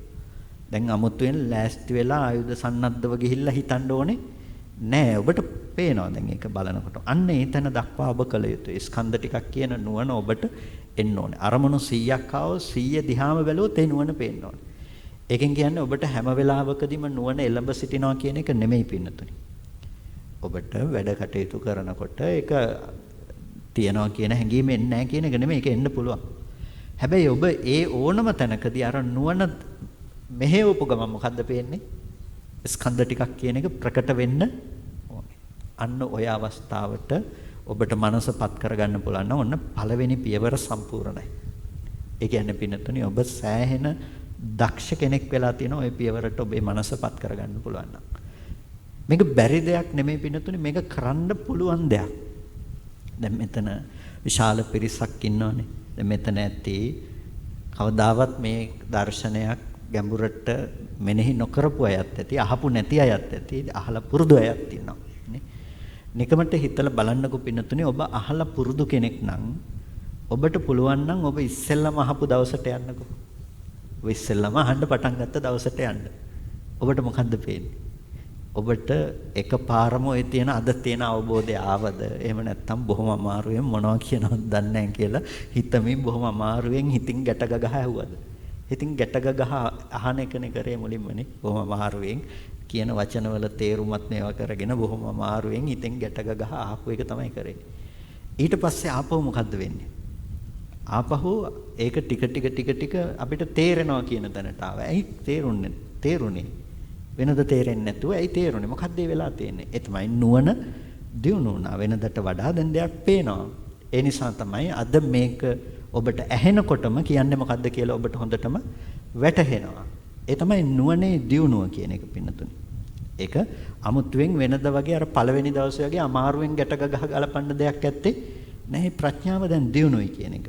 පින්නතුනි හිත කියලා කියන්නේ අන්න එහෙම වැඩෙන දෙයක්. ඉතින් ඔබට මෙනෙහි කරන්න ගත්තාම පළවෙනි දවසේ අරමුණක් ඔබ බොහොම අමාරුවෙන් ස්කන්ධ වශයෙන් දකින්න පටන් ගත්තා නම් ඔබට ඊට පස්සේ ඊළඟ දවස් වෙනකොට ඊට වඩා පහසුයි. ඒක ඔබට විපස්සනාවට ඔබේ මනස පුරුදු කරනකොට තිබෙන අමතර වාසියක්නේ. දැන් සමත භාවනාවක් ඔබ කරන්න ගියොත් ඒකේ තියෙන ලක්ෂණය මොකද්ද වෙන්නේ? සමත භාවනාවේදී ඔබ කරන්න ගියොත් එතන තියෙන ලක්ෂණය තමයි පින්නතුනේ ඒකාග්‍රතාවයෙන් එතන උපදින්නේනේ. සිත එකඟ වෙනවා. එකඟ බව ඉක්මනට නැති වෙන්න පුළුවන් දෙයක්. ඒ නිසා ඔබ සමහර විට පැයක් දෙකක් gedara වැඩ මේ විවේකයේ අරගෙන භාවනා කළා හිත බොහොම එකඟයි. ආපහු ගිහිල්ලා gedara වැඩ ටික ඔක්කොම කරලා ඉවර කරලා එනකොට මොකද්ද වෙලා තියෙන්නේ? හිත විසිරිලි ඉවරයි. ආපහු අර සමාධිය ඉවරයි. ආයෙ මුල ඉඳලා පුළුවන් භාවනා කරන්න. ඉතින් ඒ නිසා gedarක ඉඳලා භාවනා කරනකොට හැමදාම භාවනා කරන හැමදාම හිත එකම තැන. ඇයි පින්නතුනේ හැමදාම එකම දේනේ කරන්නේ නේ? අර පොඩි අර ප්‍රශ්න විසඳන්න කතාවක් කියනවා. ඒක කියනකොට මට මතක් වෙන්නේ ওই කාරණාව තමයි. අර ගොළු බෙල්ලෙක් ලිඳක නගින කතාව උඩට නගිනවා. අඩියක් නගිනකොට ආපහු පල්ලෙහාට එනවා කියලා. අපිට වෙන්නේ අඩියම පල්ලෙහාට එනවා. අඩියක් නගිනවා ආපහු පහුවදා වෙනකොට නිකන් ඉන්න වෙලාව ඇතුලේ අඩියම පල්ලෙහාට ඇවිල්ලා තියෙනවා. ආය භාවනා කරලා නැද්ද කියලා බැලුවොත් හැමදාම කළා. හැබැයි හිත හැමදාම එකම තැන තියෙනවා. හැබැයි නුවණක් ඇති කරගන්න විපස්සනාව පැත්තට නැඹුරු කරනකොට ඔබ හැමදාම එකම තැනක ඉන්න බෑ. මොකද නුවණ කියන්නේ එහෙම එක තැනක එහෙම තියෙන දෙයක් මේක භාවිත වෙනවා, පුරුදු වෙනවා. අද නතර වුණා නම් තැනක ඔබ ඊළඟ මොහොතේ ඊළඟ දවසේ පටන් ගත්තත් ඔබ කොතනින්ද පටන් ගන්නෙ? නතර කරපු තැන ඉඳලා. ඒ නිසා තමයි පින්නතුනේ ඔය සුනීත සෝපාක වගේ අය වුණත් තාම ඉක්මනට ධර්මය අවබෝධ කරගත්තේ නේ. ඇයි සසරේ ඉඳලා නුවණ පුරුදු කරලා තියෙනවා. ඉතින් නුවණ පුරුදු කරපු කෙනාට අපි ජීවිතය කියලා කතා කරන්නේ රූපෙ දිහා බලලානේ. හැබැයි මේ චිත්තචෛතසික ධර්ම පරම්පරාව දිහා බැලුවාම ඔහොම කතා කරන්න බෑනේ නේ. චිත්තචෛතසික ධර්ම පරම්පරාව දිහා බැලුවාම අපිට එහෙම කතා කරන්න බෑ. ඒක මොකද්ද? සිතක්. ඊට කලින් ඉපදුනේ මොකද්ද? සිතක්. ඉපදුනා කියන තැනට කලින් ඉපදුනේ මොකද්ද? සිතක්. ඒ හිත මුල් කර හැම වෙලාවකදීම අලුතෙන් සිතක් ඉපදීම තමයි වෙලා තියෙන්නේ. ඕක ඇතුලේ ඉපදීමක් හරි මරණයක් හරි කියලා දෙයක් පණවන්න පුද්ගලයෙකුගේ එහෙම බෑනේ නේ. ඒ නිසා තමයි අපි කතා කරන්නේ සම්මුති මරණ ගැන. මම ඔකට කියන්නේ අපිට තියෙන ප්‍රශ්නේ මැරෙන එක නෙවෙයි මැරෙන්නේ නැති එක කියලා. අපිට තියෙන ප්‍රශ්නේ මැරෙන එක නෙවෙයි මැරෙන්නේ නැති එක. ඇයි? වෙනතනේ අන්තිම මොහොතේ කියලාත් හිත නිරුද්ධ වෙනකොටම තව මොකද්ද වෙලා තියෙන්නේ? තව හිතක් උපද්දලා. ඉතින් ඒ හිතෙන් අල්ලගන්න රූපේ වෙනස් වෙන එක තමයි ප්‍රශ්න වෙලා තියෙන්නේ. ඒ හිත උපදින්න ප්‍රත්‍ය වෙන රූපේ වෙනස් වෙලා. ඉතින් ওই රූපේ හොඳ තැනක් වුණොත් හොඳයි, නරක තැනක් වුණොත් නරකයි. ඒකනේ ප්‍රශ්න වෙන්නේ නේ. අර අකුසල හේතු මත ඉපදින තැන අනුව වෙනස් වෙන්න පුළුවන්. ඒ නිසා කෙසේ වෙතත් දැන් පින්නතුනේ අර ප්‍රඥාව දියුණු වුණොත් මොකද්ද වෙන්නේ? ඒ නැවත උපදින්න පුළුවන්. ඒ නිසා ඔබ මේ නුවණ උපදින භාවනාව ඒක අපත යන දෙයක් නෙමෙයි. හැමදාම මේක වඩන්න. ඒ නිසා අඩුම අරමුණු දවසකට මං කිව්වේ 10ක 15කවත් මෙනෙහි කිරීම කියන තැනින් පටන් ගන්න. මෙනෙහි කිරීම කොයිතැන දක්වා කරන්න ඕනේ කියලාද මම කිව්වේ? ඕනම අරමුණකට හිත තැබූ සැනින් පේන්න ඕනේ. ඕනම අරමුණකට තියනවා කියලා දැනෙන ඕනම අරමුණකට හිත තැබූ සැනින් මොකද්ද පේන්න ඕනේ? ස්කන්ධ ටිකක් කියන එක ප්‍රකටව පේන්න පටන් ගන්න ඕනේ. ඔන්න පළවෙනි අධියර සම්පූර්ණයි.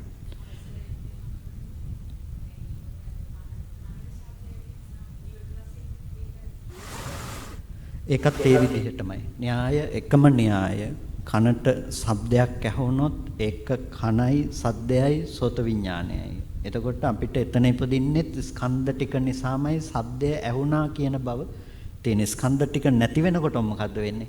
ඒ ශබ්දය නැති වෙලා තියෙනවා. ඒ නිසා එකම ශබ්දය දෙපාරක් අහන්න පුළුවන් කමක් කවදාවත් ලැබෙන්නේ නැහැ. ඒ ස්කන්ධ ටික ඒ මොහොතේ නිරුද්ධ වෙලා යනවා. එකම රසය දෙපාරක් විඳින්න බෑ. ඒ හැම තැනකම තියෙන එකම න්‍යායය තමයි සීනි ටිකක් කනකොට අපිට පැණි රසක් දැනුණා නම් ඔබට පුළුවන් ද ඒ දැනුණු පැණි රස ආය කවදාවත් විඳින්න පුළුවන්.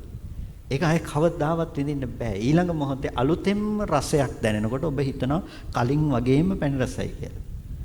හැබැයි ඔබ හිතනවා ඊට පස්සේ දැන් ওই විඳපු රසයක් සිහි කරගෙන ඒක කොහෙ තියනවා කියලාද? එළියේ තියනවා කියලා. ඒ නිසා තමයි ආපහු සීනි බෝතලේ ළඟට යන්නේ නේ. ඒ වගේ තමයි අපි ආපහු ඒ විදිහට එළිය පැත්තේ දකිනවා. දකින්නේ මොකද්ද? තමන්ගේ මනසේ තියෙන දේ එළියට ප්‍රක්ෂේපණය කරලා ඔබ දකිනවා. ඒක තමයි සිද්ධ වෙන්නේ. ඉතින් ඒ නිසා හැම ආයතනයකටම පොදුයි. ඒ නිසා ඒ විදිහට හැම ආයතනයකම ඕන ආයතනයක් දකින්න පුළුවන්කම තියෙනවා. ඊට පස්සේ පළවෙනි අධීර ඒතන දක්වා කරන්න ඕනේ. දෙවෙනි අධීර මොකද්ද? දෙවෙනි අධීර තමයි ස්කන්ධයන්ගේ හට ගැනීම සහ වැයවීම අනුවෙන් බලන්න ඕනේ. ස්කන්ධයන්ගේ හට ගැනීම සහ වැයවීම. දැන් පළවෙනි අධීරයේදී කලේ මොකද්ද? හැම තැනකම මේ ස්කන්ධ ටිකක් කියන එක ප්‍රකට කරගත්තා. දැන් ඔබ ස්කන්ධයන්ගේ ඉපදීම සහ වැයවීම පිළිබඳව බලනවා. මේ ස්කන්ධ හේතු නිසා හටගත්ත දේවල්. මේ ස්කන්ධ ටික හේතු නැති වෙනකොට නැති වෙලා යනවා. මේ ස්කන්ධ ටික නිකම්ම පහළ වෙච්ච දෙයක් නෙමෙයිනේ. ස්කන්ධ පහක් නම් ඉපදුනේ හැම මොහොතකම මොකද්ද වෙන්නේ? ස්කන්ධ ඉපදෙනවා සහ බිඳෙනවා.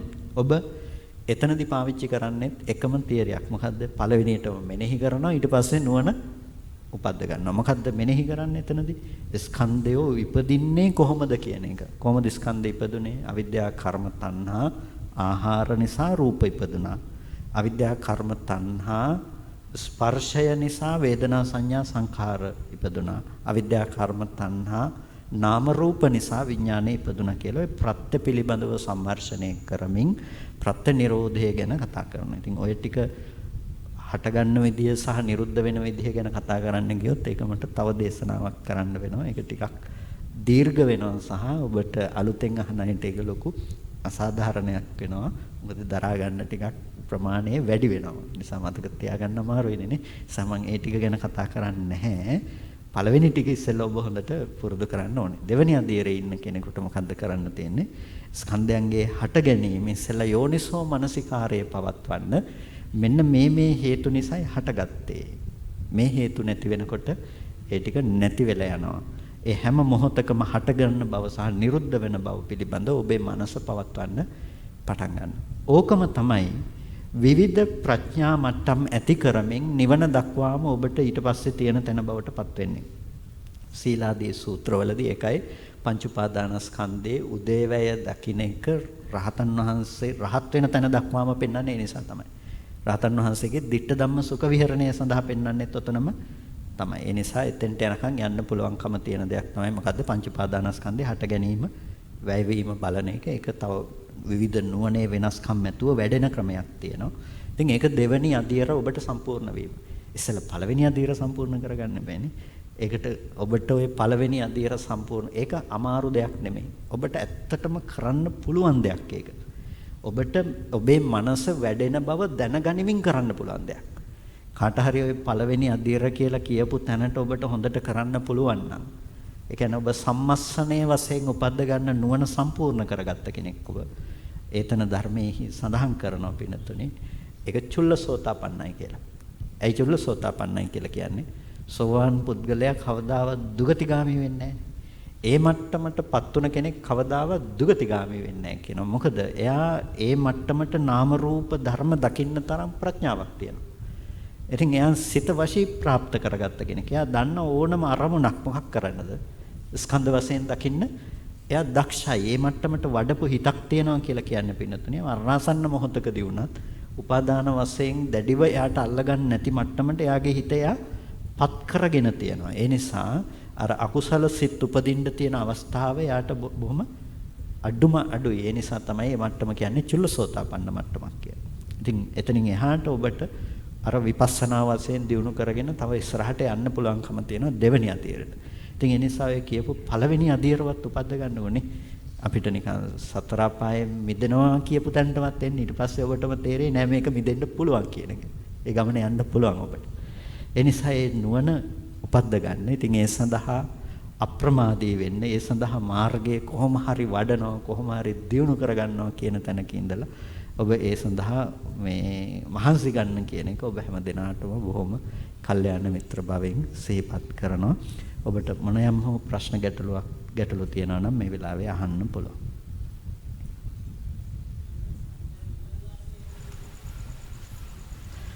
සංඥා විපල්ලාස කියනකොට දැන් සතර විපල්ලාස ධර්මවල විපල්ලාසය කියනකොට සංඥා චිත්ත දිට්ඨි මට්ටම් වලින් විපල්ලාස උපදිනවනේ අපිට. ඒකට ඒ විපල්ලාසයන්ගේ සංඥා විපල්ලාසය කියලා කියන්නේ පෙරළුණු සංඥාවක්. අනිත්‍ය ධර්මයේ පිළිබඳව නිට්ටයයි කියලා උපදින රූපාදී ධර්මයන්ගේ අනිත්‍යතාවය පේන්නේ නැහැ. ඒ නිසා හැඳිනීමක් තියනවා. ඒක මේ නිට්ටයයි කියලා එක දිගට තියනවා කියලා.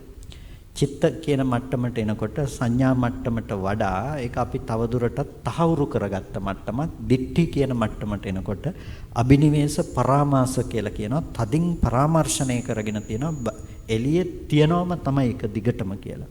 ඒ විදිහට අපි ඇති කරගන්න මට්ටම අනුව තමයි ඒක බෙදෙන්නේ. එතකොට ඒ විපල්ලාසය ඇතුළේදී සංඥාව කියලා කියන්නේ හැඳිනීම් මාත්‍රයක්. ඒ කියන්නේ අපිට හැඳිනීමක් තියෙනවා.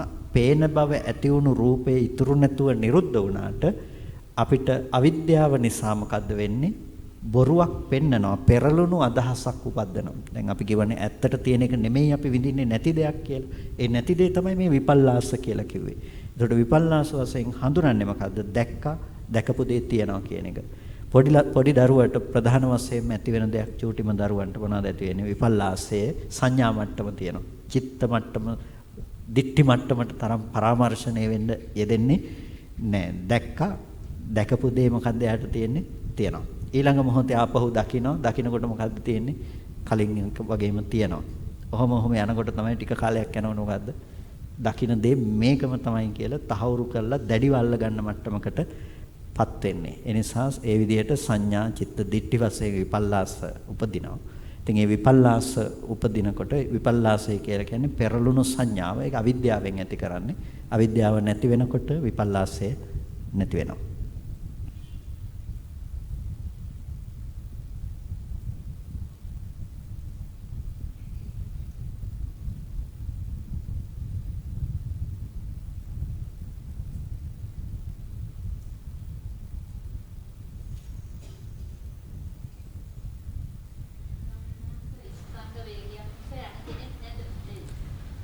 ස්කන්ධයන්ගේ පැවැත්ම විතරමයි යන්න හෝ එන පුද්ගලයෙක් නැහැ. ඒක හැම වෙලාවකදීම ස්කන්ධ ටිකක් ඉපදිලා තියෙනවා. ඒ ස්කන්ධයන්ගේ පැවැත්ම තුළ තමයි අපිට පුද්ගලයෙකුගේ පැවැත්ම කියන එක අවිද්‍යාව නිසා අපිට ගෝචර වෙලා තියෙන්නේ. ඒ නිසා සතිපට්ඨානය වඩනකොට අපි ඉරියාපතේ ගැන බලනකොට අපිට බලන්න ඕනේ සිහිය පවත්වන්න එක ගැනනේ. ඒත් ස්කන්ධ ටිකක පැවැත්මක්. ඒකට යන පුද්ගලයෙක් කියන එක නෙමෙයි. දැන් ස්කන්ධ ටිකක් උපදිනකොට එකක්වත් මම උනේ නැහනේ. රූපේ මමත් නෙමෙයිනේ. රූපය කිසිම දවසක රූපේ මම උනේ නැහැ. කනබන ආහාර ප්‍රත්‍යයෙන් ඉපදුණු මේ රූපය කවදාවත් මම කියන දෙයක් බවට පත් උනේ නැහැ. ඍතුයෙන් පෝෂණය වුණ. ඒ නිසා ඔබට ගිය ජීවිතේ ඔබේ කය ඔබට ගෙනත් දෙන්න පුළුවන් නම් ඔබට ඒක මම කියලා හිතේද මේක මම කියලා හිතේද? මේ තමයි මමනේ. මේ විදිහටම මම කියප එකක් නෙමෙයි දෙය තියෙන්නේ. මේ විදිහටම මම කියප එකක් තමයි තියෙන්නේ නේ. මේක වීඩියෝ ගත කරලා ඊළඟ දවසේ ඔබට බලන්න තියෙනකොට මමත් ඉන්නවද කියලා බලන්නේ නැද්ද? මමත් ඉන්නවද කියලා බලනවනේ නේ. එතකොට ඒ ඉන්න මමද ඇත්ත මම බලන මමද ඇත්ත මම. දැන් බලන මම ඇත්ත මම කියලා හිතෙනවා නම් දැන් මේ මම ඉන්නවා කියන මොහොත දිහා නෙමෙයිද ඔබ මේ වෙලාවේ බලන්නේ. එහෙනම් මොකද්ද හැම වෙලාවකදීම තිබිලා තියෙන්නේ මොකද්ද? මම ඉන්නවා කියන නොතිබෙන දෙයක් අපි ඇති බවට උපදව ගැනීම. මම නොවන රූපයක් සහ සිතක පැවැත්ම ඇතුලේ අපි මම ඉන්නවා කියන එකක් ඇති කරගෙන. ඒ නිසා මම යනවා කියලා හිතුවට මොකද්ද වෙලා තියෙන්නේ? ස්කන්ධ ටිකක් ඉපදෙනවා, නිරුද්ධ වෙනවා. ඉතින් ඔක අපිට දැන් ඉරියාපතේදී වගේ කතා කරන්නේ කය කියන්නේ ඇවිදින්න පුළුවන් දෙයක් නෙමෙයිනේ නේ. රූපෙට ඇවිදින්න බෑ. එතකොට රූප ඇවිදිනව ඔබ කොහෙවත් දකින්නේ නැහනේ නේ. මලමිනී එහෙම නැගිටලා යනවා පාරේ ඔබට පේන්නේ නැහනේ කොහෙවත් නේ. එහෙම බෑ. මේ රූපෙට ඇවිදින්න පුළුවන් දෙයක් නේ. මේක දරකඩක් වගේ තියෙන දෙයක් තමයි. එතකොට මොකද්ද මේ රූපෙට වෙන්නේ එහෙනම්? හිතට ඇවිදින්න පුළුවන්ද? හිත කොහේ හරි ගිහිල්ලා හැප්පිලා තියෙනව දැකලත් නැහැ නේ. එහෙම නැහැ. හිත වලට යන්නත් බෑ. එහෙනම් මොකද්ද වෙන්නේ? මේ හිත මේ රූපය අසුරු කරමින් හිත වේගවත් උපදින්න පටන් ගන්නවා. හිත උපදිනකොට අත උස්සන්න ඕනේ කියලා ඔබ හිතක් උපද්දන්නේ. මනසින් ඔබ ඒක උපද්දනකොට හිතින් හදාගත්ත අතක් තමයි ඔබ උස්සන්නේ. ඒ පිළිබඳව තමයි ඔබ අදහස් යොමු කරමින් සිත් උපද්දන්නේ. ඒක හිතකිනුත් බෑ ඕක. වේගවත් සිත් පරම්පරාවක් උපදිනකොට මොකද්ද වෙන්නේ? චිත්ත කිරිය වායෝ ධාතුව උපදිනවා. ඊට පස්සේ රූප කලාප වශයෙන් ඔබට දැනුමක් උපද්ද ගන්න ඕනේ. ඒක පිළිබඳව තේරුම් ගන්න යනකොට එතකොට ওই රූප කලාප උපදිනකොට ලහුතා මුදුතා කම්මඤ්ඤතා ආදී ওই රූප වැඩි වශයෙන් උපදින්න පටන් ගන්න. එතකොට මොකද්ද වෙන්නේ? සැහැල්ලුවෙන් අත උස්සනවා. ඔක රූප ඉපදුන්නේ නැති වුණොත් අත උස්සන්න ඕනේ කියලා හිතුවට අත උස්සන්න බෑ. එතකොට ඒකයි කිව්වේ කය මම වෙලා මම අත උස්සනවා නෙමෙයි. ඒ ඉපදුන හිතත් මම නෙමෙයි. ඒ නිසා මම යනවා කියලා කියන එකම බොරුවක්. එතන තියෙන්නේ මොකද්ද? නාම රූප ධර්මයන්ගේ ඉපදීම නිරුද්ධ වීම තුළ ඉපදුණු විකාරයක්. නැතිනම් ඉපදුණු වෙනස් ස්වરૂපයක් තමයි එතනදී ක්‍රියාත්මක වෙලා තියෙන්නේ.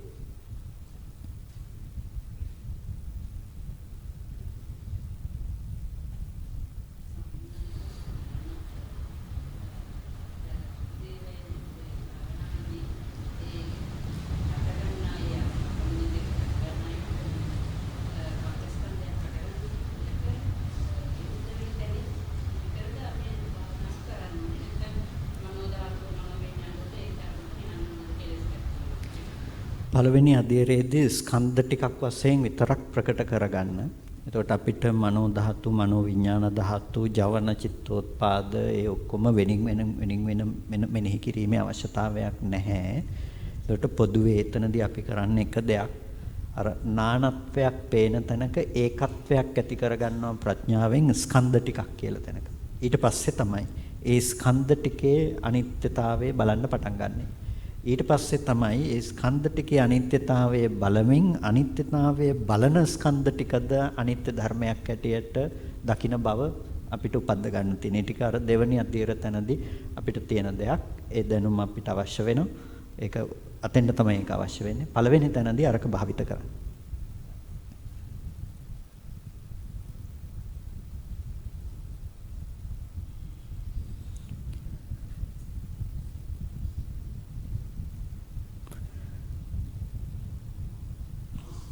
හොඳයි එහෙනම් හැමදිනම කල්පනා කරගන්න බොහොම ශ්‍රද්ධාවෙන් ධර්ම ශ්‍රවණය කරලා යෝනිසෝ මනසිකාරයන් පවත්වලා වටිනා කුසලයක් සිද්ධ කරගන්නට යෙදුනා. මේ සියලු කුසල් අපි අනුමෝදන් කළ යුතු අයට අනුමෝදන් කරමු.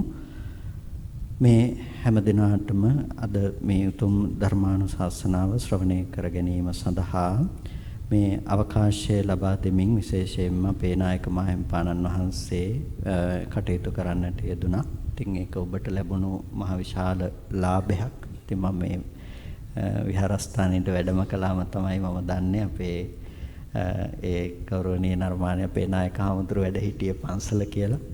නායක හඳුරු තමයි ත්‍රිපිටක සංස්කාරක මණ්ඩලයේ හිටපු මං හිතන්නේ ලාභාලම නායක හඳුරු බුද්ධ ජයන්ති ත්‍රිපිටක සංස්කාරක මණ්ඩලයේ මේ ඒ වගේම අවසානයේ වෙනකම් වැඩ හිටිය අපේ නායක හඳුරු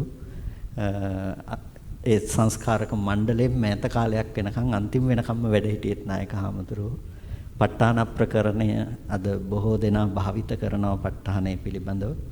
ඉතින් ප ဋ ාණ ප්‍රකරණය අද ඔබට දකින්න පුළුවන් මට්ටමට සංස්කරණයට ලක්කලේ අපේ ගෞරවනීය නායක හඳුරු. නායක හඳුරු නොවන්නට ඔබට ප ဋ ාණ ධර්මයක් ওই විදිහට ඇහෙන්නේ නැති වෙන්නත් පුළුවන්.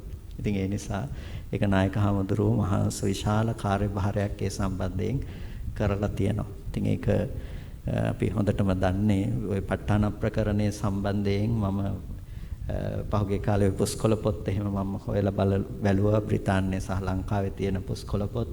ඒවා පරිශීලනය කරන්න යනකොට ඒක මහා වියවුලකට ලක් වෙලා තියෙනවා.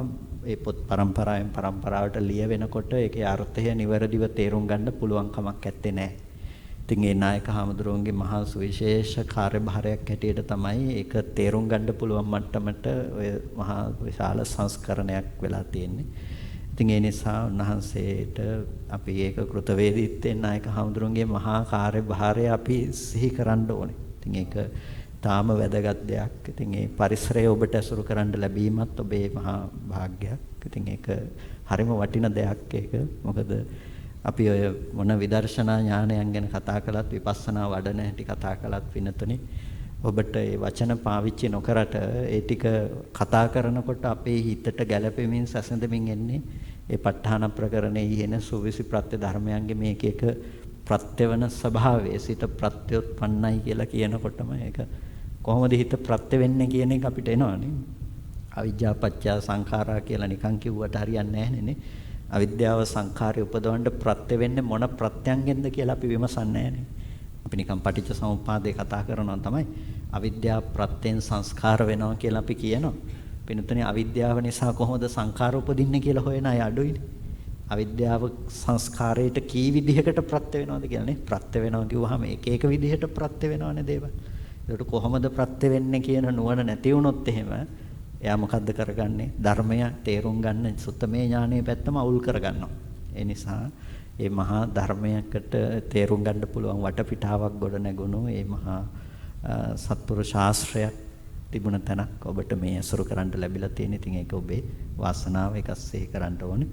ඉතින් කල්පනා කරගන්න මේ අද ධර්ම ශ්‍රවණය කරමින් යෝනිසෝ මනසිකාරයන් පවත්වා ගනිමින් සිද්ධ කරන්නට යෙදුණු මේ සියලු කුසලයන් අපිට අර්ථයෙන් ධර්මයෙන් අනුශාසනා කරන අපේ ධර්මාචාර්ය අවසරයි මාංකඩවල සුදස්සන ස්වාමීන් වහන්සේට අවසරයි මාංකඩවල නන්දරත්න ස්වාමීන් වහන්සේට ස්වාමීන් වහන්සේලා දෙනමතම උතුම් නිවනින් සැනසීම පිණිස මේ කුසල් හේතුපනිශ්‍රේම වේවා කියලා ප්‍රාර්ථනා කරනවා.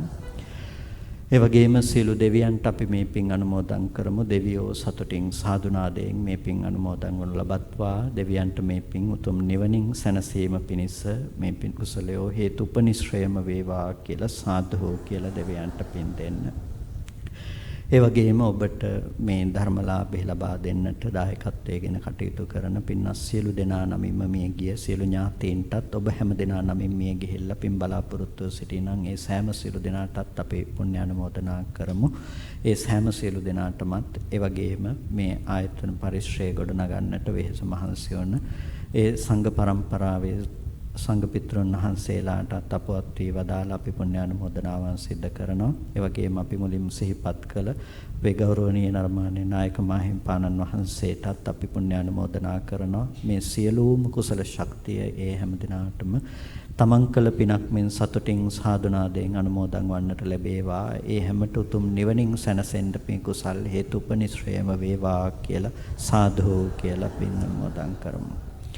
ඒ වගේම ඔබට මේ උතුම් ධර්මලාභය ලබා දීම වෙනුවෙන් කටයුතු කරන ගෞරවනීය නායක මාහිම්පාණන් වහන්සේ ප්‍රධාන පූජනීය විහාරවාසී සියලු ස්වාමින්වහන්සේලාටත් අපි සෙත් ප්‍රාර්ථනාවන් සිදු කරමු.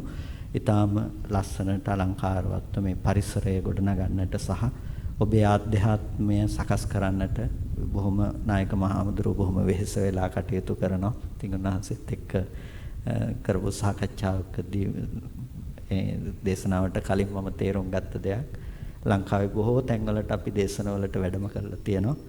මේ විදිහේ කටයුතු දායක පින්නතුන් ගැන හිතලා අනුකම්පාවෙන් පිළිවෙලක් ඇතුව වෙන කටයුතු කරන ස්ථාන තියෙනවා නම් පින්නතුනි ඊටාම අල්පම සංඛ්‍යාවක් මේ මම හිතන්නේ ගණන් කරන්න පුළුවන් මට්ටමේ ඊටාම කුඩා සංඛ්‍යාවක් තියෙන්නේ අද වර්තමාන කාලේ වෙනකොට. ඉතින් නායක හාමුදුරුවෝ ඔබට ලෞකික කුසලයන් සිද්ධ කරගන්න ලෝකෝත්තර කුසලයන් සිද්ධ කරගන්න ඒ කල්යාණ මිත්‍රත්වයෙන් බොහෝ උපකාර කරනවා. ඉතින් ඒ නිසාම අපි නායක හාමුදුරුවන්ට විශේෂයෙන් සෙත් ප්‍රාර්ථනා කරන්නට ඕනේ. උන්වහන්සේ මුලින්ම මතක් කළා මේ කාටවත් ලේසියෙන් බණ කියන්න දෙන්නෙත් නැහැ කියලා. වෙනතුනේ වෙන දෙයක් නිසා නෙවෙයිනේ. නේ ඕන කෙනෙක් ගෙනලා දේශනාවක් කරන්න පුළුවන්කම තියෙනවා. හැබැයි ඔබට මේ ධර්ම විකෘති බහුල සමාජයක් ඇතුලේ නිවැරදි ධර්මයක් ඔබේ ජීවිතයට ලබා දෙන්න ඕන නිසා ඉතින් ඒ එච්චර කැපකිරීමක් හරියට දෙමව්පියෝ දරුවෙකුට දෙන්න ඕනේ කෑම හොඳද නරකද කියලා විනිශ්චය කරලා දෙනවා වගේ ධර්මයේ පිළිබඳ ගැඹුරු අවබෝධයක් නැති ඔබට දෙන්න ඕනේ මොන විදිහටද ධර්මයේ කියලා ඒ කරන විනිශ්චය උන්වහන්සේගේ තියෙන සත්පුරුෂකම පිනතුනේ ලංකාවේ හැම තැනකම ඉන්න දායක කාරකාදීන්ට ඔය කල්යාණ මිත්‍ර බව ලැබෙන්නේ නැහැ. ඒ නිසා තමයි බොහෝ ධර්ම විකෘති සමාජය තුළ බිහි වෙලා තියෙන්නේ සහ ඒ වලට අනුගත වෙන පිරිස වේගවත්ව වැඩි වෙලා තියෙන්නේ. ඉතින් ඒ නිසා මේ ඔබට ඒ කල්යාණ මිත්‍රත්වයෙන් උපකාර කරන නායක හාමුදුරුවන්ට විහාරවාසී සියලු ස්වාමින්වහන්සේලාට අපි සෙත් ප්‍රාර්ථනාවන් කරමු. උන්වහන්සේලාටත් කායික මානසික සැනසෙල්ල උදා කරගෙන ශාසන මාර්ග බ්‍රහ්මචර්යාව යෙහෙන් පූර්ණේ කරගෙන උතුම් නිවනින් සැනසෙන්නට මේ කුසල් හේතුපනිශ්‍රයම වේවා කියලා සාදු කියලා ආශිර්වාද කරන්න. ඒ වගේම අද දවසේ මේ ධර්ම දේශනාව සංවිධානය කරමින් ඒ කටයුතු සම්පාදනය කරපු සියලුම කල්යාණ මිත්‍ර පිරිසට අපි පුණ්‍යානුමෝදනා කරනවා. ඒ සඳහා විශේෂ දායකත්වයෙන් ප්‍රධාන දායකත්වයෙන් කටයුතු සිදු කරපු ඒ සඳ ලංකා ෆාමසියේ මම දන්නේ නම් එහෙමනම් ඒ දරුවට ඒ වගේ මේ දෙපළටම අපි ආශිර්වාද කරනවා. මම හිතන්නේ මෙහි ඉඳලා හෙට සේනාසනයට ගිහිල්ලාම කතා කළා මේ සම්බන්ධයෙන්. ඉතින් ගොඩක් දුර බැහැර ඉඳලා ඒ සම්බන්ධව ආරාධනා කරලා සෑහෙන මහන්සිත් ගත්තා මේකට දේශනාව සංවිධානය කරගන්න. ගොඩක් වෙලාවට මට දුරකථනයට සම්බන්ධ වීම ගොඩක් වෙලාවට සිද්ධ නොවුණත් සෑහෙන අපහසුතාව මැද්දේ මේ කටයුත්ත හොඳින් සංවිධානය වුණා. ඉතින් ඒක බොහෝ දෙනෙකුට ධර්මඥානය ලබා දීමට උපකාර වෙන දෙයක්. ඉතින් ඒක ලේසි නෑනේ කුසලයේ කියන එක මම නිතරම මතක් කරන දෙයක්. පිනතුනේ බණපදයක් කෙනෙකුට ධර්ම දානයක් හැටියට අහන්න ලැබෙනවා කියලා කියන එක. ඒ කියන්නේ විශේෂයෙන් සසරින් ඈතර වෙන්න ලැබෙන දේ ඒක සමාන කරන්න පුළුවන් දෙයක් නෙමෙයි වෙන දෙයකට. නේ කෙනෙකුට කන්න දෙන්න පුළුවන්. හැබැයි එක දවසකට එක වේලකට විතරයි ඒක. ඇඳුමක් දෙන්න පුළුවන් සුළු කාලයකට. ගයක් හදලා දෙන්න පුළුවන් ජීවිත කාලෙම ඉන්න. සසරේ හැමදාම ඉන්නකම් ගෙවල් දෙන්න, කෑම දෙන්න, ඇඳුම් දෙන්න බෑනේ නේ. එහෙම කරන්න බෑ. ඒ මොන දේ දුන්නත් ජරා මරණ දුකට හිමිකාරයෙක් වෙනවා. හැබැයි ඒක නැති කරන්න මග කියන්න පුළුවන් නම් එක බණපදයක් ඔබ අද අහලා තේරුම් ගත්තා නම් පිනතුනේ ඔබේ අනන්ත සසරක දුක නැති කරන්න ඒක උපනිශ්‍රේ වෙන දෙයක් වෙනවා. ඔය හදාගත්ත හේතු තමයි නිවන් දකින්නකම් ඔබට හේතු සම්පූර්ණ කරන දේ බවට පත් වෙන්නේ. ඉතින් ඒ නිසා ඒ ධර්ම දානමේ කුසලයේ කියන එක ලේසි පහසු දෙයක් නෙමෙයි. ඉතින් ඒ සඳහා ඒ නිසා දායකත්වයේ ගත්ත පින්වත් පිරිසටත් අපි සෙත් ප්‍රාර්ථනාවන් කරනවා. ඒ සඳ ලංකා පාමසියේ පින්වත් දෙපළට මම නම් දන්නේ නැහැ. ඉතින් ඒ පින්වත් දෙපළටත් ඒ වගේම ධර්ම ශ්‍රවණය කළ ඔබ සියලු දෙනාටමත් මේ සැරසිලි කරමින් මේ කටයුතු සංවිධානය කරගන්නට උදව් උපකාර කළ සියලුම දෙනාටත් අපිට වැඩම කරන්නට අවශ්‍ය පහසුකම් සලසන පින්වත් සියලුම දෙනාටත් අපි සෙත් ප්‍රාර්ථනාවන් සිදු කරනවා. ඒ වගේම මෙහිනාසෙල ඇතුළු සියලුම දෙනාට සෙත් ප්‍රාර්ථනා කරනවා. හැම දිනාටම මේ සියලුම කුසල ශක්තිය නිදුක් නිරෝගී සුවපත් බව චිරජීවන සම්පන්නිය සලසාගෙන කායික මානසික සැනසෙල්ල උදා කරගෙන උතුම් නිවනින් සැනසීම පිණිසම හේතුපනිශ්‍රයම වේවා කියලා සාදු කියලා පින් අනුමෝදන් ගන්න. අභිවාදන සීලිස්ස නිච්ඡං වද්ධා පචායිනෝ චත්තාරෝ ධම්මා වඩ්ඩන්ති ආයුවන්නෝ සුඛං බලං ආයුරාෝග්‍ය සම්පatti සග්ග සම්පatti මේවච අතෝ නිබ්බාන සම්පatti එමිනාතේ සමිජ්ජතු